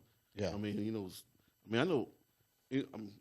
I'm not trying to name drop too many people, but like, you know, Drop them. I do. I drop names all the time. Sergio Rico, you know, Jason Helfer. I mean, Parker, any name chefs, Star name, you know, chefs. yeah, I worked with them before. Yeah. You know, and I learned a lot from a lot of them. And I want to show people, hey, you know, this is what I do. You know, Yeah. this is what I know how to do it. But I was also Urban Salt. The original menu that I created was like to show, hey, I can also do elevated stuff and not just street food. Yeah. You know, Yeah. When I think about what the business that you're in, it makes me think of like The Bear. You ever watch The Bear? Or there's a movie. Yep. Burnt. Yeah. Bradley Cooper. When they're just trying to just do a restaurant and they end up becoming a fucking a Michelin star restaurant. I mean, I don't know do we have anybody like that here in San Angelo? I had heard that there was somebody at like maybe 4 or 5 years ago at the Manor. There was Rio Concho Manor, I think. I don't know if it was true or not. It may have been. Was it Manor or the River Terrace? Maybe the River Terrace. Because you were there, weren't you, River Terrace? No, River Terrace was Carlos for a while. Right. He's a good chef. He was at Benwood before that. I mean, there's a lot of really good chefs in town. But were they like star though? Okay, Like that? you know what? Now I'm thinking about it. There was one. He's from Austin. He was from here. He moved to Austin. I can't remember his name, but he did come back and forth a lot. He didn't really stay here long enough to establish anything or start anything. He kind of just helped out, I believe, if I remember correctly. Yeah. But I mean, he was kind of in that culinary scene. I got you. Because I guess you would call it. That's a whole different lifestyle. Where did Yeah, he have it really his, is. do you know where you had his place at? I don't remember, man. You don't? I don't remember. I really don't. Because there was a guy that was Seems here. like Chicago's like the actual spot for it because that's where they have that the Chicago Institute of Art. Yes. Well, the CIA, it's called the CIA. It's the Culinary Institute of, but that one there's New York, Chicago, Austin, what they have now, yes. and there's a couple other locations, but that's like the top-notch culinary schools. I actually went to what's called a chef-driven school, owned by a lot of local chefs from San Diego. Well, I had like a chef in Sweden, Switzerland. Well, I mean, there was like chefs from around the world, France, and like, but it was all owned by chefs, and they weren't into the. How'd you feel being there, man? Man, it was badass, bro. Yeah, that was I'm one of the sure, best. That was dude. one of the Just best ready things I to, ever just ready to learn it was one of the sponge off best of things it. I ever did because I fucking loved it. Like there was like chefs from around the world got together and said, you know, they all moved to San Diego, and they made their own culinary school because they didn't want the institutionalization. How you want to say it? Yeah. And, you know, because it was like just getting too much commercialized. Yeah. And like we wanted to show people the passion. Yeah. And so it was like a small school. And each chef, they had their accents. I mean, it was crazy. It was cool. It was badass. It's experience right there. And like basically, we have like culinary competitions. Our students will compete against the teachers of the other schools. Oh, shit, that's the okay. level. That's the level of school I went to. Like, it was that good. How's your pasta game? I used to make a lot of homemade pasta. Did you really? Yeah, I mean, and I make like infused pasta. Like, I'll make like a Ziti's and stuff like that? cilantro pasta or Oh, wow. whatever. Like, I used to be able to do stuff like So, that. okay, I know we were talking about this before the podcast, and I know you were talking about pasta and all this other stuff, right? So, would you talk about your new place? Okay, so yeah, I mean, I want to get it out there because I'm like, dude, Yeah, the food's so- good. I can't wait. You know, So I mean, that's going back to streets. I mean, like I said, I started at the WID, told you, with my wife. She's the one that helped me build everything she does. I mean, I was like, man, like if it wasn't for her to be able to do that for me and help show me, hey, don't work for 3 months, build this while I work, I would have got to it. And then the way it started off, it just blew up like crazy. Yeah. And it helped me. I mean, like you said, like, I'm not trying to. I hate saying this kind of stuff because I feel like I'm bragging, but people knew me enough to go there. Brag. And Respect. it helped me. Yeah, to follow Respect, him. homeboy. Yeah. Respect, Right. respect. And so like it helped me build and build and build, and it got me to a point now to where I can actually I bought me, it was just a little to go place. That's how it was COVID at the time, so it was just to go. And then as time went and COVID went away, I started building an outside area, and so like majority of it's all outside, nothing's inside. It's all to go, either to go or outside. But it helped me get to a point now to where I actually bought a building, and I bought an empty lot next to it, so I'm gonna have an inside and outside area. oh, badass. And have like the whole Smoking. No smoking.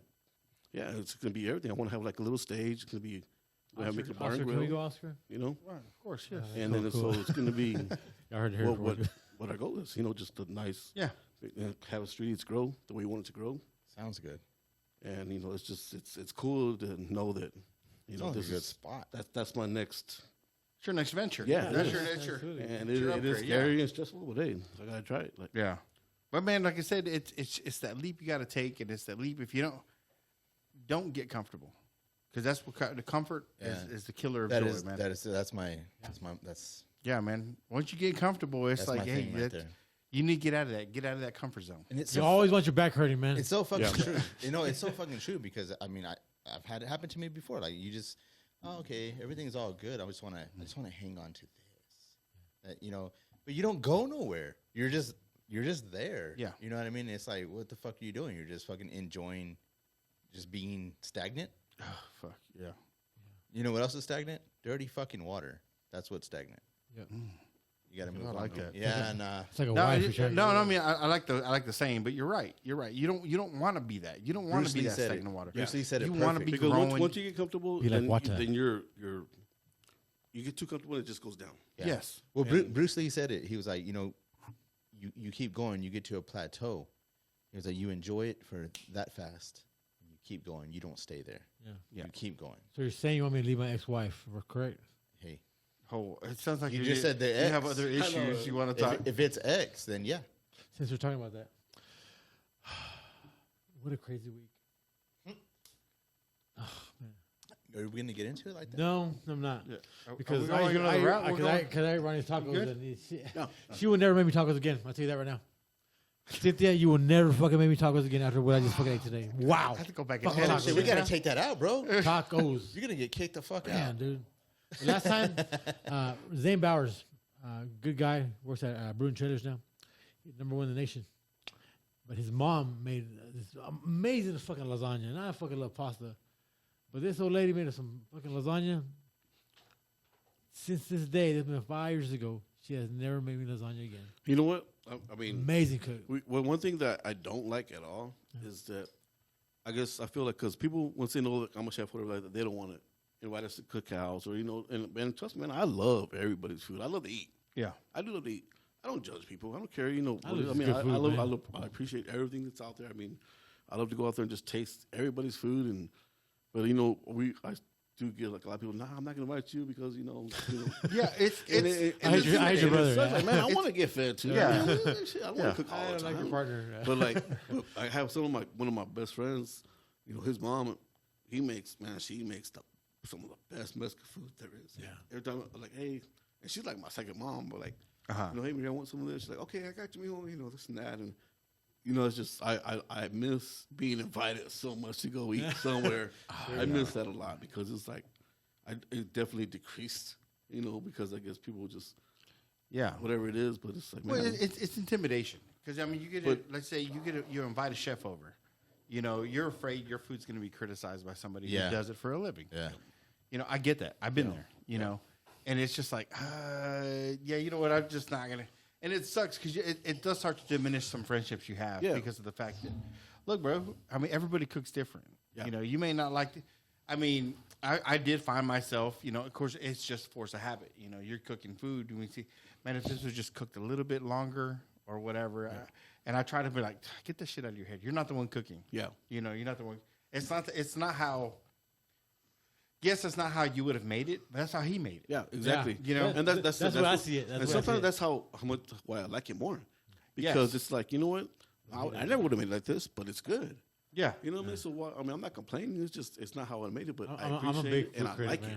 I love it. You know, because there's so many different ways you can do stuff. Yeah. Well, I make carnitas at home every Sunday. Well, I used to do it every Sunday. Really, for us? Yeah, I do, man. Man, that's like one of my wife's favorite things. Really? Nah, I've always gotten complaints on it, and I'm never happy with it. I wouldn't complain.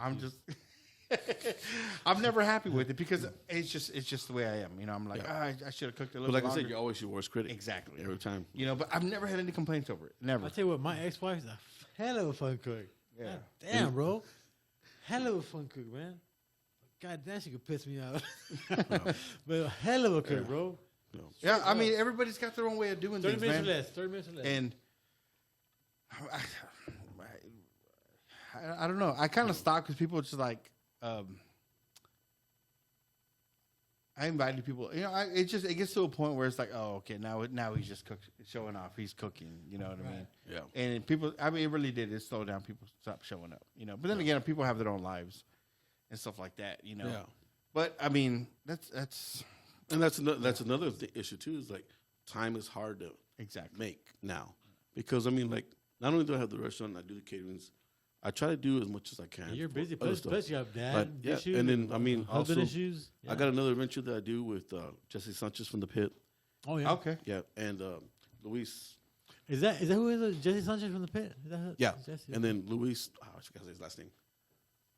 I don't want to fuck up his last name, but Luis, he runs Myers downtown, the pharmacy. Okay. Yeah. So we got together and we started a thing called Trillions. And I've heard of it. And we did the Tacos and Salsa Fest over there where the old Fiesta de Country used to be at. Yeah. Uh-huh. So we did that this year, and it was way above our expectations. Wow. Because when we originally did it, I was like, you know what? I want to bring back something like the old Fiesta de Country. Yes. Yeah. Okay. Yeah. Please do that. And so we did it in May. We didn't know. Gangland. April 27th, we did it. And it, man, what we were expecting about, well, I don't want to say numbers, but we doubled what we expected. Yeah. And our vendors. It was about 1,000 people, if not more. Yeah. Wow. 4,000 people, really? 4Gs. Wow. Yeah, but I mean, 4,000 people. Wow, yeah, but it was crazy, and we weren't expecting that. We were like, man, this is the vendors and everybody, like, jeez. Yeah. And I saw the videos, man. It was amazing. It was a really good turnout. Yeah, and so, but this is something we're trying to create for the new generation to appreciate what we grew up with. Yeah, I mean, because appreciate your raza, man, your culture. I remember like see, fond memories of Fiesta del Concho. Not just the raza, but not only that. I mean, like we wanted to show it's a San Angelo culture. Yeah, you know what I mean? Because San Angelo is different, bro. Yeah, I mean, because we're a raza, but you know, we're very Americanized, so we love our Texas culture. Yes, you know, we have so many different. We have Central High School culture, Lakeview culture. It's Central grew so much. Recently. Central is in the middle of it. Definitely has. It's definitely a different thing. We're like, you know what, this is a San Angelo thing that we need to be proud of and show out. And so when we got together, I was like, man, is this something I want to do? Because I mean, I'm definitely a proud Chicano from the barrio. Yeah, you know, and I fucking love to show that out as much as I can. But at the same time, it's like I love to be diverse. I love to show it's just a diverse thing. It's not just like that. And this what we did was amazing. Mm-hmm. And tacos and salsa, that's not for just us, it's for everybody. Yeah. You know, because fucking everybody loves it. Everybody loves food. And that's why when I was invited, I was like, like my crack. I was exactly. I was inviting people to bring out, you know, Korean tacos. I was inviting people like, hey, y'all come show what y'all got, like, you know, because that's what. Yeah, your version of it. Yeah, no. Yeah, I was like, man, let's make this the new times, Fiesta del Concho. Right. Yes. You know what I mean? Because that was something amazing for us. Yeah. And it's like, let's do it again. Let's bring it back. And so like, this is what San Angelo does. And that's badass, though, because, I mean, that is one thing that's missing. Because when was the last time they did that? the Fiesta del Concho. So I know when they stopped it, they did try to bring it back with something else. I forget what it was called. It was called. They changed it to called Party on the Concho. Yeah, That's what they called it. Yeah. Party on the Concho. That's what we were talking about that with Matt. Yeah, That's but it wasn't quite. Actually, it wasn't nowhere close. It was nowhere close to what we had because Fiesta del Concho was like a week-long situation.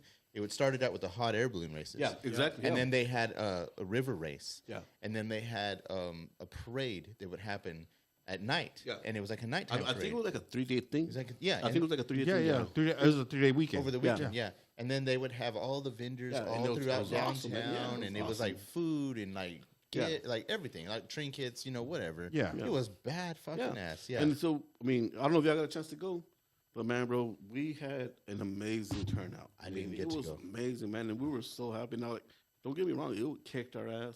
Yeah. But it was like, man, I was. That's one thing I don't say this great often. turnout, man. That was one thing I was proud that I actually did they was ever part say of it. why they stopped doing Fiesta del Concho? That's more of a political thing, Was it really? from what I understand. You know what I mean? I mean, I don't know. I'm hearing from rumors. Yeah. I can't say, definitely that's what it was. Yeah. But it's more of like the politics of downtown. I don't know. I mean, I can't say for sure. See, that's bullshit. There's a lot of politics. Well, no one likes to hear me. I'll say it. They don't like those beaners. Yeah. But I mean, Well, yeah. I mean that's what, but that's what made it though, Dave. Exactly. Yeah. Well, I mean, but- exactly. Beans and But that in order, Tacos. okay, I get what you're saying, but it's time to change the status quo. All right. Yeah. And I'm going to go and tell everybody now. Hopefully, we can. When's the next mayor run? 2 years from now? I'll look it up. Next year? Oscar, do it. All right. No, I'm telling you. I'll vote for you. I promise. I need to push this bitch as far as I can, as hard as I can, right? Because I would love. I mean, who knows? I don't know. Look, I'll be honest right here. I don't know what the fuck I'm doing. Yeah. Right. But I'll figure it out as I go. I'm going to get my team together. You talk about running for mayor one time. Yes. I did hear that one time. Because it's. I just feel like there's somebody there, somebody up at the very tippy top is fucking it all up. Yeah. Yep. Okay, it's no longer. Hey, it's no longer for this. It's always some bookkeeping issue. And there's so much stuff I could tell you that I hear that is why San Antonio's so difficult to work in. Yes, and it shouldn't be. And it shouldn't be. There's because like when me and my wife go to town, and there's so much. Like we go to Galveston downtown. There's like we could have that same downtown theme. Yes, you know what I mean. We could have that same influx of people come to town to visit us because of our history. Yes, but for some reason, it gets difficult to try to do anything. Yeah, and it's like, why am I making it difficult for us? I mean, we're trying to help the city. Yes, and I had the mentality. It was like, man, COVID's over. Yeah, it's over. We got to get out of this fucking stagnant era that we were in. We have to get out of that shit. Yeah. We have to move. Let's move the progress over. Let's. There's a lot of talent. There's a lot of shit. The shit that we used to and have. There's so much talent in this town, man. There lot, really dude. is, bro. Yes. It's crazy how much talent is here. And how much is San Angelo? There's so much talent. People don't understand how much San Angelo's really out there. Yeah. It's like one of those towns that's just like. Look at the tattoo scene, just alone. Oh, yeah, man. Holy shit. I mean, as you can tell, I love tattoos. Best artists. Dude, there's some of the best. I love tattoos. Well, we talked about the car scene. Car scene. We got. We just had Nick Bain and Mike Rivas on the last one. The three. There was three world champions out of San Angelo, Texas. Yeah. I've always been a car enthusiast, but now until recently, I've been able to be part of that culture now. Okay. I'm a 64 Ford Galaxy 500. Oh, damn. So like, I'm like trying to get me more involved with that that too one now. back in the day? And that dude Adrian back in the day had one. Yeah. Like a green one. Yeah. That dude, Marines, right? Yeah. He joined the Marines. Well, there's so much They had stuff. Impala. I was Impala. Now there's so much stuff like we talked about. The shit that comes out. I'm gonna say shit, but the stuff that comes out of San Angelo and the stuff that leads back to San Angelo, where it's it all comes out of here. Yeah. I mean, I don't know if it's in a bubble or what, but it's like it's something about San Angelo. It really is. Yes. It's definitely different. Now and the people from here are different. Yes. Now it's time to not even for the people to extend to because they're giving what they can to the city, right? Yeah. But it's time for local politics to give that out, put that shit out. Yeah. Put it out. So I want to say, what do you call that? They really gotta not exploit it, but they really gotta put it all out there. Yeah. Stop putting it down because of fucking whatever political bullshit that they're putting with, dealing with. There's plenty of, I don't know if there's plenty of money. There's some shit that I would change, like the whole garbage deal. Come on, man. Yeah. Like we've had this conversation. You literally hire a third party to come in and manage our shit, right? Manage our trash. But that third party is hiring people from San Angelo. Yeah. It makes no fucking sense. Exactly. And they wouldn't be here if they weren't making a profit. So there's an extra X amount of profit that's going on. It's like, yeah, I know what you're saying. They put the alleys in the front yard. Yeah, I mean, it's whatever. You know, that's not even the gist of it. The gist of it is like, look, we're paying you $500 million for 10 years. Yeah. And you're still hiring the same citizens that we're in. Okay, hire your engineers, hire your EAP guys. That got to follow all regulations, but all that's done in house. I don't understand. Like Austin literally manages their own electricity. It looks like year 2025 is the next. So next year, yeah. So we have to push this to the end of the year because the fact of the matter is, no, I don't know what I'm doing, and I'll say that right now. I don't know what I'm doing. Okay, but I do have I almost say a Rolodex of people that I would want on my team. Hey, I'm not running this as a single. That's what the person. president does. Okay, yeah, that's exactly what I was thinking too. That's crazy. Go ahead. Because like, as much as people hate Trump because of his personality, I understand. Yes, but what I do respect and understand about him is he got his teams together. They would fix the problem. Yes, and that's what you need. He puts the right people. No matter what the government thing is, or no matter whatever hierarchy it is, the leader has to make sure he has the right people under him to fix the problem. That's right. Like same thing with our town. Yeah, I would get local people to be in this cabinet. Hey, I need a council. Now, I mean, yes, we have the city council that does whatever, but you know what, man? They're responsible for their own districts. Yep. You know, and when you come to find out, like I don't know what side of town you live in. I wouldn't even say any of that, right? But when's the last time you saw a street sweeper? In my neighborhood? In your neighborhood? It's been about 5 years. 5 years. I'm going like twice a week. I'm just joking. No, I don't know. No, I mean, honestly. I don't know. You don't even know. Listen to his, though. Okay. In the last fucking month, bro, I've had a sweeper. Oh, I'm sorry. In the last, let's say, since the beginning of the year, right? I've had at least them come around once or twice a month. Like a Draco Really? AK-47 or something, or what? No, like the street sweepers. They come and sweep I want the to say fucking maybe street. once or twice. I mean, I don't really pay attention. It's been about 5 years in my neighborhood. Yeah, once or twice a year, maybe? Well, since the beginning of the year, I'm trying to think. I mean, I really, Yeah. I don't think I've seen one. I'm not really in a home long too time. much. Uh-huh. You know, about 5 so I'm years. just trying to think. I've probably seen like twice in my neighborhood within the last year. Is that like Within a the last year, okay. The only reason I remember it being 5 years is because I had to move a vehicle around. Yeah. Yeah. You know, here's the other crazy. Has anybody ever shown up to any of your doors putting fucking, hey, this is what we're doing for the city council. This is what's happening in the city. All I get is somebody trying to In sell my us some neighborhood, shit. they don't even call the cops, bro. Yeah. I mean, I'm seeing why getting this shit. I get one every year. Yeah. Where I'm at. I get one every year. No And it's cost. crazy. I work my ass off to be where I'm at, right? But I'm like, I've never seen that. I've lived on Jackson Street. I lived by Fort Concho. I lived by the Walmart on 29th.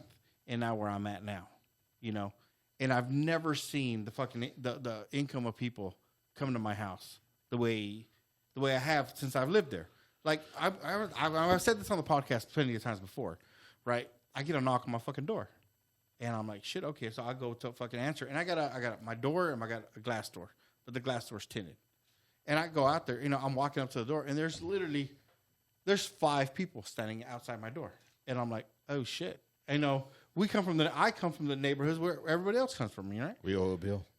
But yeah, I'm like, are they Jingle coming to bells, turn my jingle shit bells. off? Okay, carols You know, and shit. Oh, is there? man. Did I forget to pay a ticket? Is there? I mean, what's going on? There's 5. I'm saying there's So fool. There's five people standing in my front yard, and I'm like, fuck, what's going on? They look I don't even official. answer the door, bro. I look at my wife and I'm like, what's going on? What the fuck's going on? I go and answer the door and I'm like, can I help you? He's like, hey, we're with such and such. We're coming to run. You know, we'd like to get your vote. And I'm like, what the fuck? I've never. This shit really happens. Yeah. Yeah. You know, and he sat there and they're Y'all go to the Vadio with that shit? fuck no. Hell no, They're they don't. giving me Your vote don't papers. count. They give me pens. It's like I'm working at. They go to Southland. They go to Butler Farms. Yep. They go to Bentwood. They go to... State Street era. They Nah. give No, me. they do not go to St. John area. They gave me. I mean, literally, they gave me a fucking It's a lot of pamphlet, right, of averages, who votes, who doesn't vote. Okay, when I'm sitting there reading this, 6% of San Angelo dictates what happens to 100% of the. Well, I was looking this up about as far as terms for the local mayor. I'm looking at 700 votes. Yeah, Are you That's what it serious? takes. dude, it's the vote turnout. It sucks. And you know what's Absolutely crazy? sucks. I know San Angelo. It says we have about 95 thousand, whatever. More or less. We're at about 120,000 people. In this we're over 100,000. We're way over that. I mean, they keep it low for whatever reason. They keep it low. But imagínate. I'm sorry. I'm sorry. Bad. I don't really speak Spanish. But 100,000 people, right? Well, easy. 6,000 people. They try to keep San Angelo in this box. Yes, that's what it is. We are a retirement community. Yeah, I hate to throw this. I hate to throw this out there, right? But like people talk about institutional racism or stuff like that, and I would have never believed it. Yeah. You know what I mean? But go look who's voting. Yeah. Oh yeah. Go look where they're going and campaigning. They're not going to the fucking barrio. They're not going to fucking the north side. But they sure should dictate. How long did it take to get fucking Bell Street and Chadburn fixed? Oh my god. 25 years. Oh my god. Over 25 years. At least. Right. At least. Now I have no quarrels with Reese Albert. None. Okay. It's a little upsetting that when these bids come in, and it's $16 million to redo a street. I mean, I get it.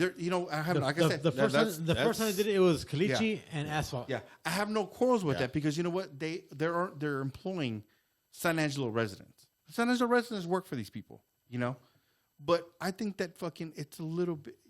You're fucking the system because someone's there to make sure you're getting paid. Yeah, exactly. Right. So the other thing, now on that note, now I don't know specifically on who this guy is or exactly how this works. Right. So there was a lot by Fort Concho that the city was going to buy to turn it into. I saw something about that. To turn into parents parking. Yeah, right? yeah, I did see something about that. Okay, come to find out is that property was bought by somebody a few years back, right?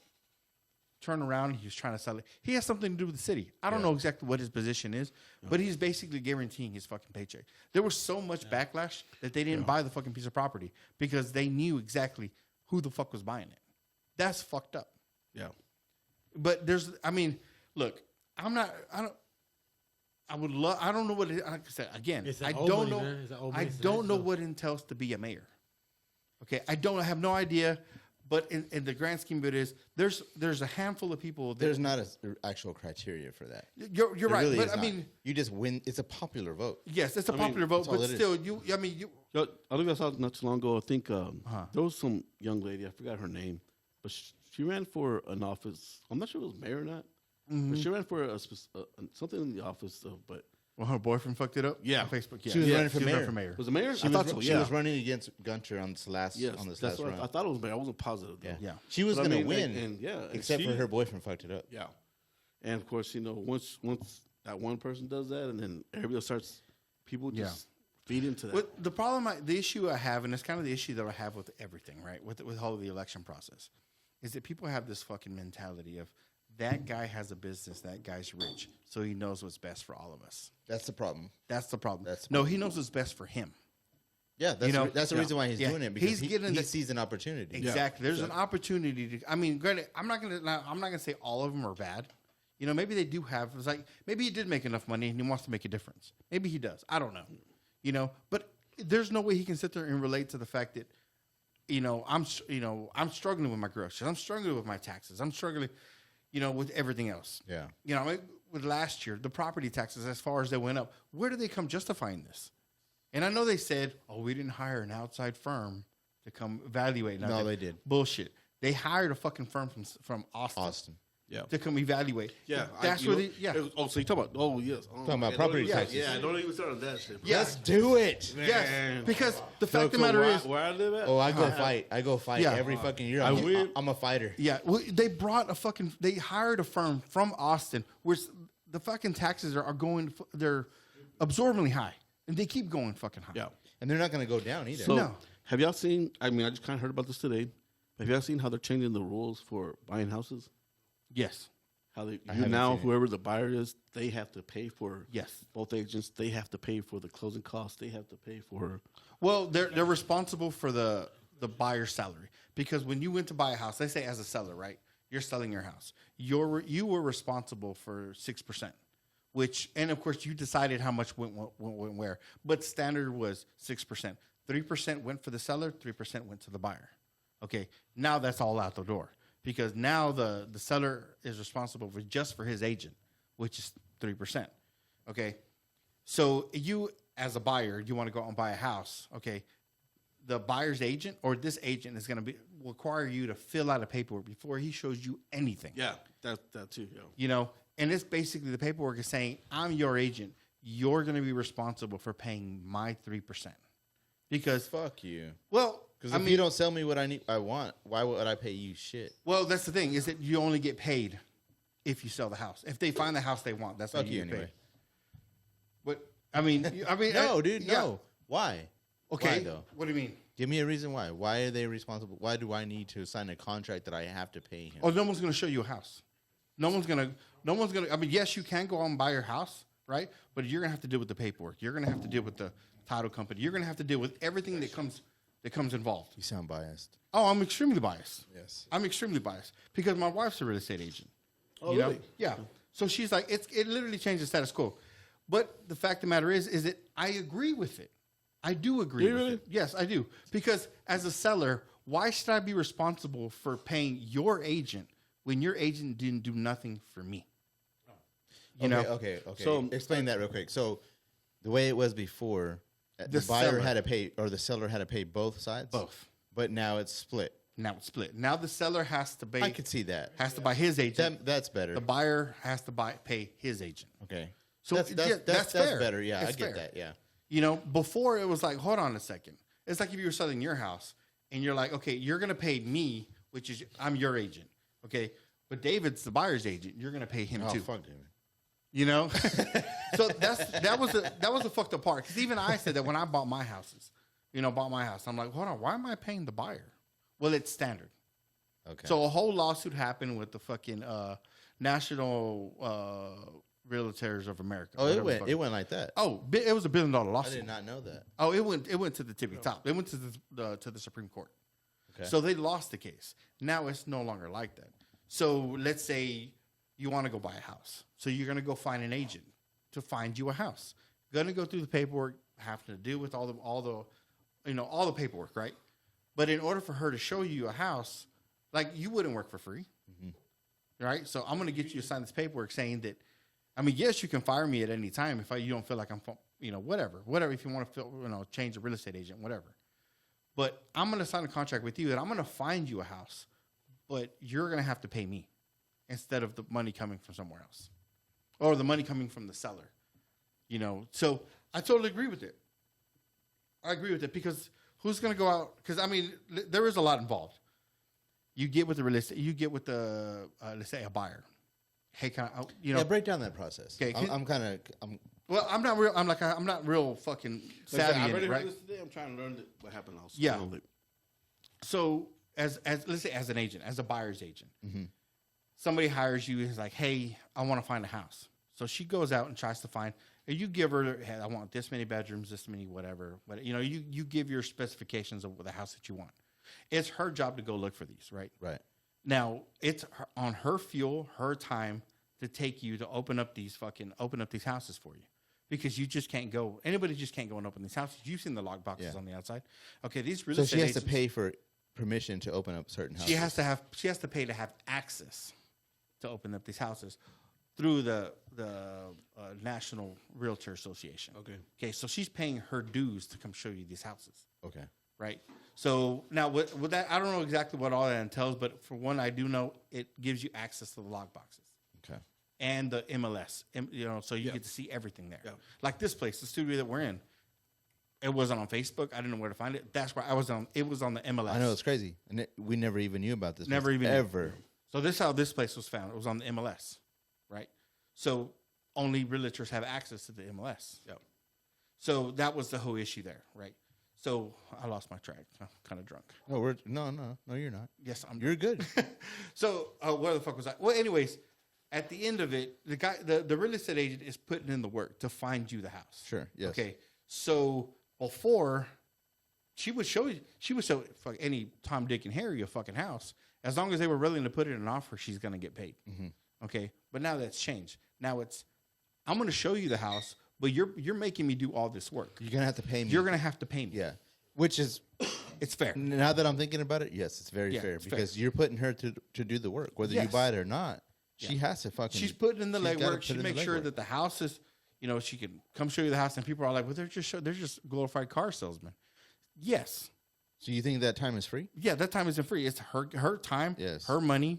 Her you know, gas. she shouldn't be sitting there. You know, but nowadays, after this lawsuit, no one's gonna show you a house unless you sign that contract first. I think it starts like with the 19th of this month or something like that. Like 17th. You know, Yes. I get it. If I was a real estate agent, yes, I'd be on with that. See, I and would definitely be on before with that. you were the seller, and you would be pissed off. Hold on, why am I paying 6% of my house? You know, when only you're the one doing the work for me. You're selling my house. I guess why do I have to pay from the other guy? From the way it was conveyed, it seemed more like it was a benefit for the rich. From what what they were saying. Like, Yes. It seemed like now it seems like only the rich can be able to, because if you're gonna have to pay people that are on a limited budget, whatever, a fixed income, however it is, it hurts them more, but it benefits the rich because now they can buy everything because they can afford to do what they want to do, and they can buy everything and not sell anything but just rent it. Yeah. Yeah. You know, Well, that's just the way it was conveyed. So I can understand that too. You know, it's like you're not letting people from the bottom come up and have their own property. Yeah. It's the new Okay, American okay. slave. Now, And I'm just that's the way it's being conveyed. Now, You know? I totally understand with that because here's the part that's also fucked up. But it's changed a lot, right? So you used to be able to negotiate with these people, right? Like, say you're selling your house for $300,000. Well, before you are having to pay. Cheers. Give us the shit though. Click. Taking shots, baby. Except for me. Because I get violent. Anyways, so we're talking about, Where was I at? you're talking about the, Okay, so now this is the one. This is the one that I caught, right? Like this was this guy. Hypothetically, he was selling his house for $300,000. So they're like, "Hey, I'll agree to purchase the house, but at 6% cheaper because now you don't have to pay the buyer, right?" They're like, "No, I don't have to do all that. I'm still my house still sells for $300,000, regardless of whatever the fuck. You know, Yeah. I got to pay my 3%. You know, and it does suck because you're right. You know, at one point now." I would agree to the fact that, maybe it might be for the rich and stuff like that. But I don't think at that time I would agree with it because I was the buyer. Well, I'm coming. I got to come up with my part, my money down, my closing costs and stuff like that. I don't have to worry about the rest of that. And sometimes I put the closing cost on the buyer, on the seller. I'm like, you pay the closing costs. I'm like, what? If you're coming out, you got equity built into your house. You can afford $5,000. you know what's wild is there's so much extra on top. Like everybody thinks it's like, oh, I'm just gonna fucking sell my house. Like shit, nigga. No, There's a whole other fucking Don't expect you're gonna get what you're gonna get. yeah. Yes. There's like closing costs, escrow. You got to think about all this extra shit Yes. that goes into it. It's like whoa. Which, dude, it's. But at the same time, I mean, just be thinking as a buyer, it's like, you know what? Now I'm paying for all this. You better bring that price down. Yeah. Yeah. You know But what I see, mean? they don't have to. That's They don't have yeah, to. and that's what I'm shit- saying. That's Yeah. where it helps the rich and not the everyday man trying to Yes, fucking mix something. Leaves you but out. if you see it from the other side, you say it from the other side as a seller. All right. Now all of a sudden, okay, you never had to pay anything to purchase the house. Mm-hmm. You had to come up with your part, and that was it. You know, I mean, someone else covered the fucking. There's always 3%. two sides. So- to Yes, everything. there's always two sides. Everything. I do want to say this real quick. The last two times that I've gone in to fight my my property taxes, because I've gone in. So it like 2 years ago it went up, so I had to go in there and fight it, and then again this past year it went up again after I fought it down. You know what I mean? I had to go back up in there and fight it again. But my thing was to them, they're looking at it. There's real estate agents on that board. Yes. They're looking at it as sales. Yeah. Yes. And I told them, I was like, I'm looking to stay here. I said, my goal is not to sell. My goal is financial freedom. Okay, I'm yes. about to pay my house off. I don't want to fucking sell my house. Yes. I'm going to sell it off. Okay. I'm sorry. I'm going to, Yeah. I'm going to buy it. I'm going to keep it. I'm going to live here. And I want to live my best life. You know, basically, Yes. that's what I'm saying. So my argument to them was, y'all are looking at it as a sales perspective. Yes, and that's what they're basing their And that's taxes the, off. that's the problem. I said, Yes. y'all are fucking up because Well- now y'all want everybody to have to pay these Yes. crazy fucking taxes based on other people around us that have sold. Exactly. Yes. So we had to go into their computer system and find out comparable houses that have sold within the last year that are comparable to my house. Yes. And we went pretty far into it, and they were like, you know, you have this, and you have this. And there was a house that was sold that was kind of close to that. and this is what it sold for. Yes. And so we were like, all right, we'll find another one that's like that. And we kept going. Show the comps. Yeah. We kept going. And then they finally found one that was like, all right, well, this looks about what you paid last year. And I was like, all right, can we go with that? Yeah, we can go with that. And I was like, well, what the fuck? Why couldn't we do that to begin with? Why the fuck did y'all have to turn around and throw it out there? Like, my bad. Go ahead. It fires me up because I was me too. fucking about it. Now I was like, why did y'all have to go out there and make it and blow it up to this other thing? They when were it waiting. wasn't even that. Had I not gone in there and said nothing, that's what they want. If you don't That's know the the math, you problem. don't know the math. They don't want people to go in there and say nothing. They want you just to take it. Yeah. Yes. Okay. And I feel real quick. Just go ahead. I also go ahead. feel like that board. I feel like that's another part of San Angelo's problem is that San Angelo has San Angelo mentality, and a lot of the boards still have that old school mentality. Mm-hmm. And like I said, me and my wife went in there. We're tattooed out. We look how we look, and the neighborhood we live in, I'm not gonna lie, we probably don't belong there. You know what I mean? So, but and they're comparing our house and, like you said, they compared to what was sold recently. Yeah. But, it just wasn't. Our house wasn't what those houses were. Yeah. Just because we're in the same area. Yes. Right. They were selling them for way higher than what even we think they were worth. Yeah. You know what I mean? Okay. It was because Now- the neighborhood, right? Yes. It's happening okay. right now. Yeah. Now here's my perspective. Okay. Yes, the city tax appraisal was still off. Okay, they were still fucked up, but they were waiting. There was a cascading thing that was happening. Yeah. Okay. Now, when I talk about the cascading, these real estate agents were coming in and pricing these houses absorbently. Big time. Okay. Exactly. Big time. They could have the city. Yes, exactly. The appraisals at any time be like, wait a minute, that house isn't worth what it's worth. But they were like, shh, shh, shh, Somebody's buying it. shh, shh, shh, shh. Yeah. Well, so like, hold on, we're going to keep quiet. He's like, hey, let them sell their houses what they're going to sell their houses for. If people buy them, especially in these neighborhoods, we'll just raise the taxes and we'll wait. We'll wait. That's what they Like, wanted. yeah, And all they have to do is wait. makes sense. Yes, You say they- that makes sense. Yes, because they had nothing to do over the fact that I'm not gonna lie, we got a good deal, yes, and that makes sense. Now, Yes. Now just say that makes because sense. what ended up happening is and it kind of pissed me off, right? Because I would see these real estate agents go out and they're like, oh, well, that house is worth $250,000. I'm like, excuse me, bitch, but that's a fucking 3-bedroom, 1-bath house that's been there since the 1950s. Mm-hmm. And just because you go in there and slap some fucking paint and put some floors down doesn't mean the fucking house is worth $100,000 more than it was fucking 5 years ago. Right. Okay, that's not how it works. What they did is they're like, oh, everything's going up, so we'll skyrocket this shit. When you look at your paperwork, look at the land value. Yes. And that's one thing they won't fucking come off of. Yeah. Yeah. They'll come off of the structures. They'll come off of everything else. They won't come And off that's- that fucking no, land yep, value. that's And that exactly fucking what's- land value is like way the fuck Yep. up there. Yep. Because they're basing it off every other fucking city of San Angelo, especially Austin, Dallas, and Fort Worth, Yeah. Houston Ron, area. I Yeah. got a small house on Richard Street, right? We all know where Richard Street. know, yeah, Hood Richard, as fuck, yeah. right? I know Richard. I bought the house for $47,000, man. Right now, estimate value $130,000. Yep. That's fucking crazy, bro. Because there's no fucking way that house is 730. worth that. My house in the value. Yes, it is. That's my dad's house. My But former that's how I house grew is- up in. And honestly, like that house, that's a value structure. Yeah. Everybody Yeah. knows the guy's house. That's just what it was. Yeah. But then the dude's the guy that built my houses where I live at now. He built 2 brand new houses right next to my dad's house. So I have like 2 giant badass houses next to my dad's house that that look like they don't belong to the value. Yeah. Uh-huh. And Pusher.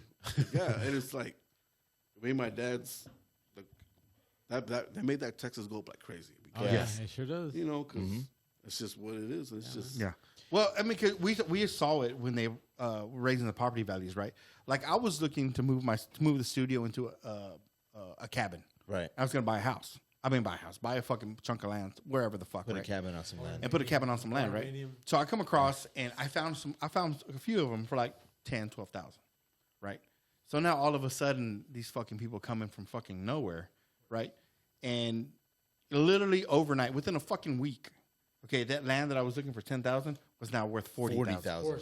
damn. I'm like, get the fuck out of here. And I'm talking like not great land either. Oh, no. We're talking like Yeah. flood zone land. So these people that were selling the lot, they were like, oh, I'm not going to sell it for 10. Yeah. Now it's worth 40 now. Yeah. It was And then crazy. like, okay, now you're not only did you fucking you're Eye gouging. they're eye gouging, Someone's gonna buy that property for $40,000. Oh, they are. That's the problem. That is the problem. That's the problem. That's the problem. People are coming in to buy it Exactly. Because at the end of it, they're like, it's never gonna go back down. Yeah. It's never. I should have bought it at 10. Yeah. You know, but I'm like, okay, from here on, 40 is a new 10. Yeah. Basically. Now I have to. If I buy it now, you know, I can sit there and wait and put a fucking house on it. And now this little fucking before it would have been $100,000 house, now it's at $300,000. When I sat in that jump on it. When I sat in that meeting and I told them, I sat in the meeting with everybody sitting around me, and they put you in this fucking fucked up spot. It's just you and everybody around you. Exactly. Yeah. You know what I mean? No. And I was like, listen, if I'm just looking just for a plot of land, look at the size of my property. Are you gonna pay $44,000 for just that property? Nothing on it. Just that fucking property. Fuck no, you're not going to pay that. And nobody said nothing. Yeah. Because they're not. They know they're not. That's what it comes down to. Mm-hmm. They priced just the land at $44,000. Yeah. If you're just driving around town, you're like, I just want to buy like a little section of land. But those people out there, That little, I'm talking, I don't have a big ass property. Yeah. $44,000? Yeah. You're fucking crazy. Yeah, but the people at the appraisal district, they're just like, shh, wait, just wait, because the guy in New York everything's going to go up. That makes sense though, like what you said. Because like I said, we got a decent deal on my house. Yeah, we did. But and when those taxes hit, it was like, what the fuck? But then when we went to go, try to fight it or whatever. Yeah. Like I said, like that's where the San Angelo politics came in, and I felt like they looked at us like, some tattoo Mexicans that don't matter. Yeah. You know How hard is he going to fight this? Because anyways? it's to do before. That's the idea. I'll say this right now. I don't think they like me there. Oh, yeah. Well, no, I mean, but you're one out of 100,000. Orange juice. You know, but let's say that 1 out of 10,000 is actually going to be like, no, hold on a second, what you're doing is fuckery. Yeah. You know, and I've said this. You know, they'll raise your taxes 40,000. Sir, you need to calm right? down, sir. Yeah, You need to calm down. Yeah. You need to calm down. They'll raise Can we your get the taxes. sheriff in here, please? Yeah, they'll raise your taxes 40,000, right? They had 'em waiting. And they're like, Yeah. hey, instead of bringing them down, we're going to cut you a good deal. All right. We're That's gonna exactly- take, that's we're going to exactly take what it is. 20,000. Yeah. I was like, bitch, you're already 20,000 over. Yeah. What I was paying. Yeah. Don't tell me you're cutting me a fucking deal because now all of a sudden it's 40, but you're going to cut me a deal at 20. Security. Here's where everybody fucks up, and this is what they want everybody to fuck up. They put you through 2 different tiers. Yes. You come in and you talk to one person, and that person's just their job is to bring you down to 10,000 below whatever they appraise you over. They're to make you happy. Right. That's it. Just to be like, hey, are you willing to go fight? Do you want to go sit in front of a board of people? Yeah. That's their whole thing. Like, and How much time do you have? Most people won't do it. Most people won't fucking. They do won't. It. Yeah. That's what they're banking on. Yep. And they're just like, shh. Yeah. I mean, don't say nothing. I think they also had like little windows for you to try to make it. Yeah. Like I remember that one. That math is not for you. They had like a little window Yeah. to try to make it, and try to make your argument, whatever. And Yeah. it didn't work out for us. Man. See, I don't know. It's got to be. I mean, maybe it's something I need to do if I'm really serious about doing this. So, like, I don't know. Can I win? Fuck. I don't know. Probably not. Right. Why not? But I don't Anything's possible. I don't. All things are possible through Christ. That's right. You never know. Amen. Yeah, you never know. I mean, I'm gonna need some funding to fucking put some. And I don't know. Do you need funding, or do you just need to get there and just talk? Well, I need funding because nobody's gonna have to do it for free. All you got to do is go knock on doors. Yes. Go And knock- I know exactly where I would go. I'd go to the barrio. just strong arm. I go from fucking But go to the north Bryant side. that way. Go everywhere. That's the problem is that everybody will support you till it comes time to vote. Yes. And that's the problem. Yeah. Nobody will go out there. They and don't want to actually take the time to go vote. That's the They'll problem. support you like crazy. Yes. And they want you to win, but they don't take the time to vote. And that's what that's what true. hurts us. And that's where you got to That go is out. true. And that's where the funding would come. Look, you ain't got to leave your house. I'll bring a fucking transit bus and we'll pick you up. We'll pick you up and fucking go. Because you're right. They will not go. But then again, no one goes to their house and be like, hey, can we talk to you? No. About your, what? damn sure not in my neighborhood. Yeah. They're not going to go over there. And when someone needs to go and be like, look, man, Where do the majority I am of so San rude to Angelo those live people. at? I wonder where the majority of San Angelo lives. Well, Like it's the biggest chunk growing, of and San it's Angelo. just Is it in the growing. north side? It's Is it in the east It's side? growing like crazy. West side, east Lakeview side, side? you know. I But want to know where the majority I of think- it is. Lakeview. San Angelo now is growing with military and new businesses, and it's all the southwest area. That's where it's growing to. Like the old, San Angelo that we know. I can say that too. That's established San Angelo. yes. And where it's growing to is growing to the southwest area. I mean, that's why they're expanding, like by Kohl's and all that stuff. Like they got all that property just being bought up. They're building apartments. I mean, that's where It's just Because empty, all it's the empty new land. unfortunately, people from Central are coming here. those are the people that are going to go and buy. Like people get mad all the time. It's like, why don't they open a fucking whatever restaurant, or why don't they open up something on the north side of town? Because you're not going to go and spend the money. Let's be honest. You're just not. You're not. And that's where we're getting the expansion out towards my side of town. Because I mean, those people are going to spend that money. But Your side? from what I've heard, whether it's true or not, I do know they have plans for that because they're trying to build a whole new sports complex in that area. Yes. To where it overlaps the golf course and like a new baseball or whatever. Over in the baseball. southwest side? No, in the north side. the north side, okay. Of 29th. Yes. They're trying to build like a whole new complex out there. Okay.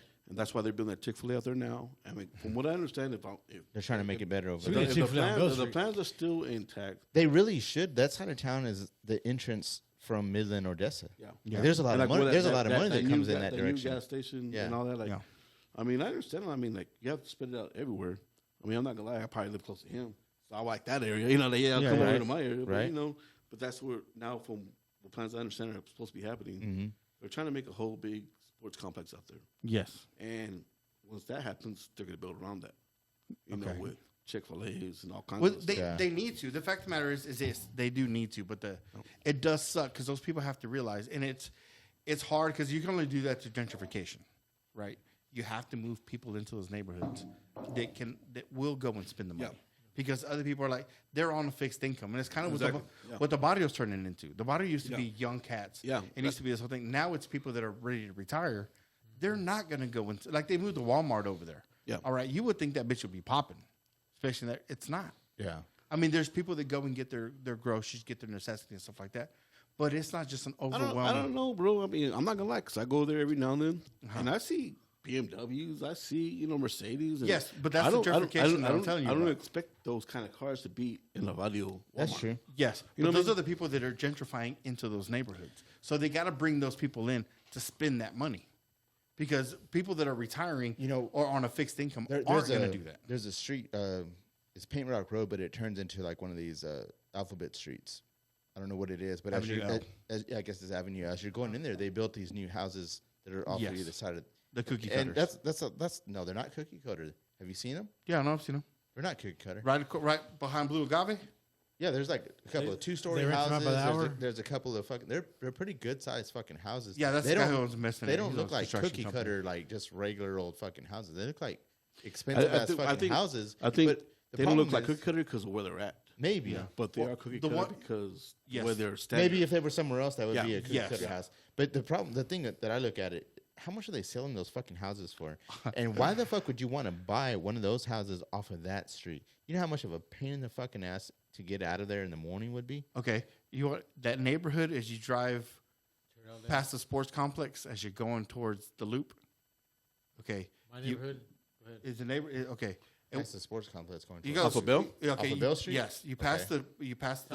the bridge, and then there's a car wash right across the street. They ended to build those brand new houses down there. Those are not HUD, Habitat for Humanity houses. Not all of them.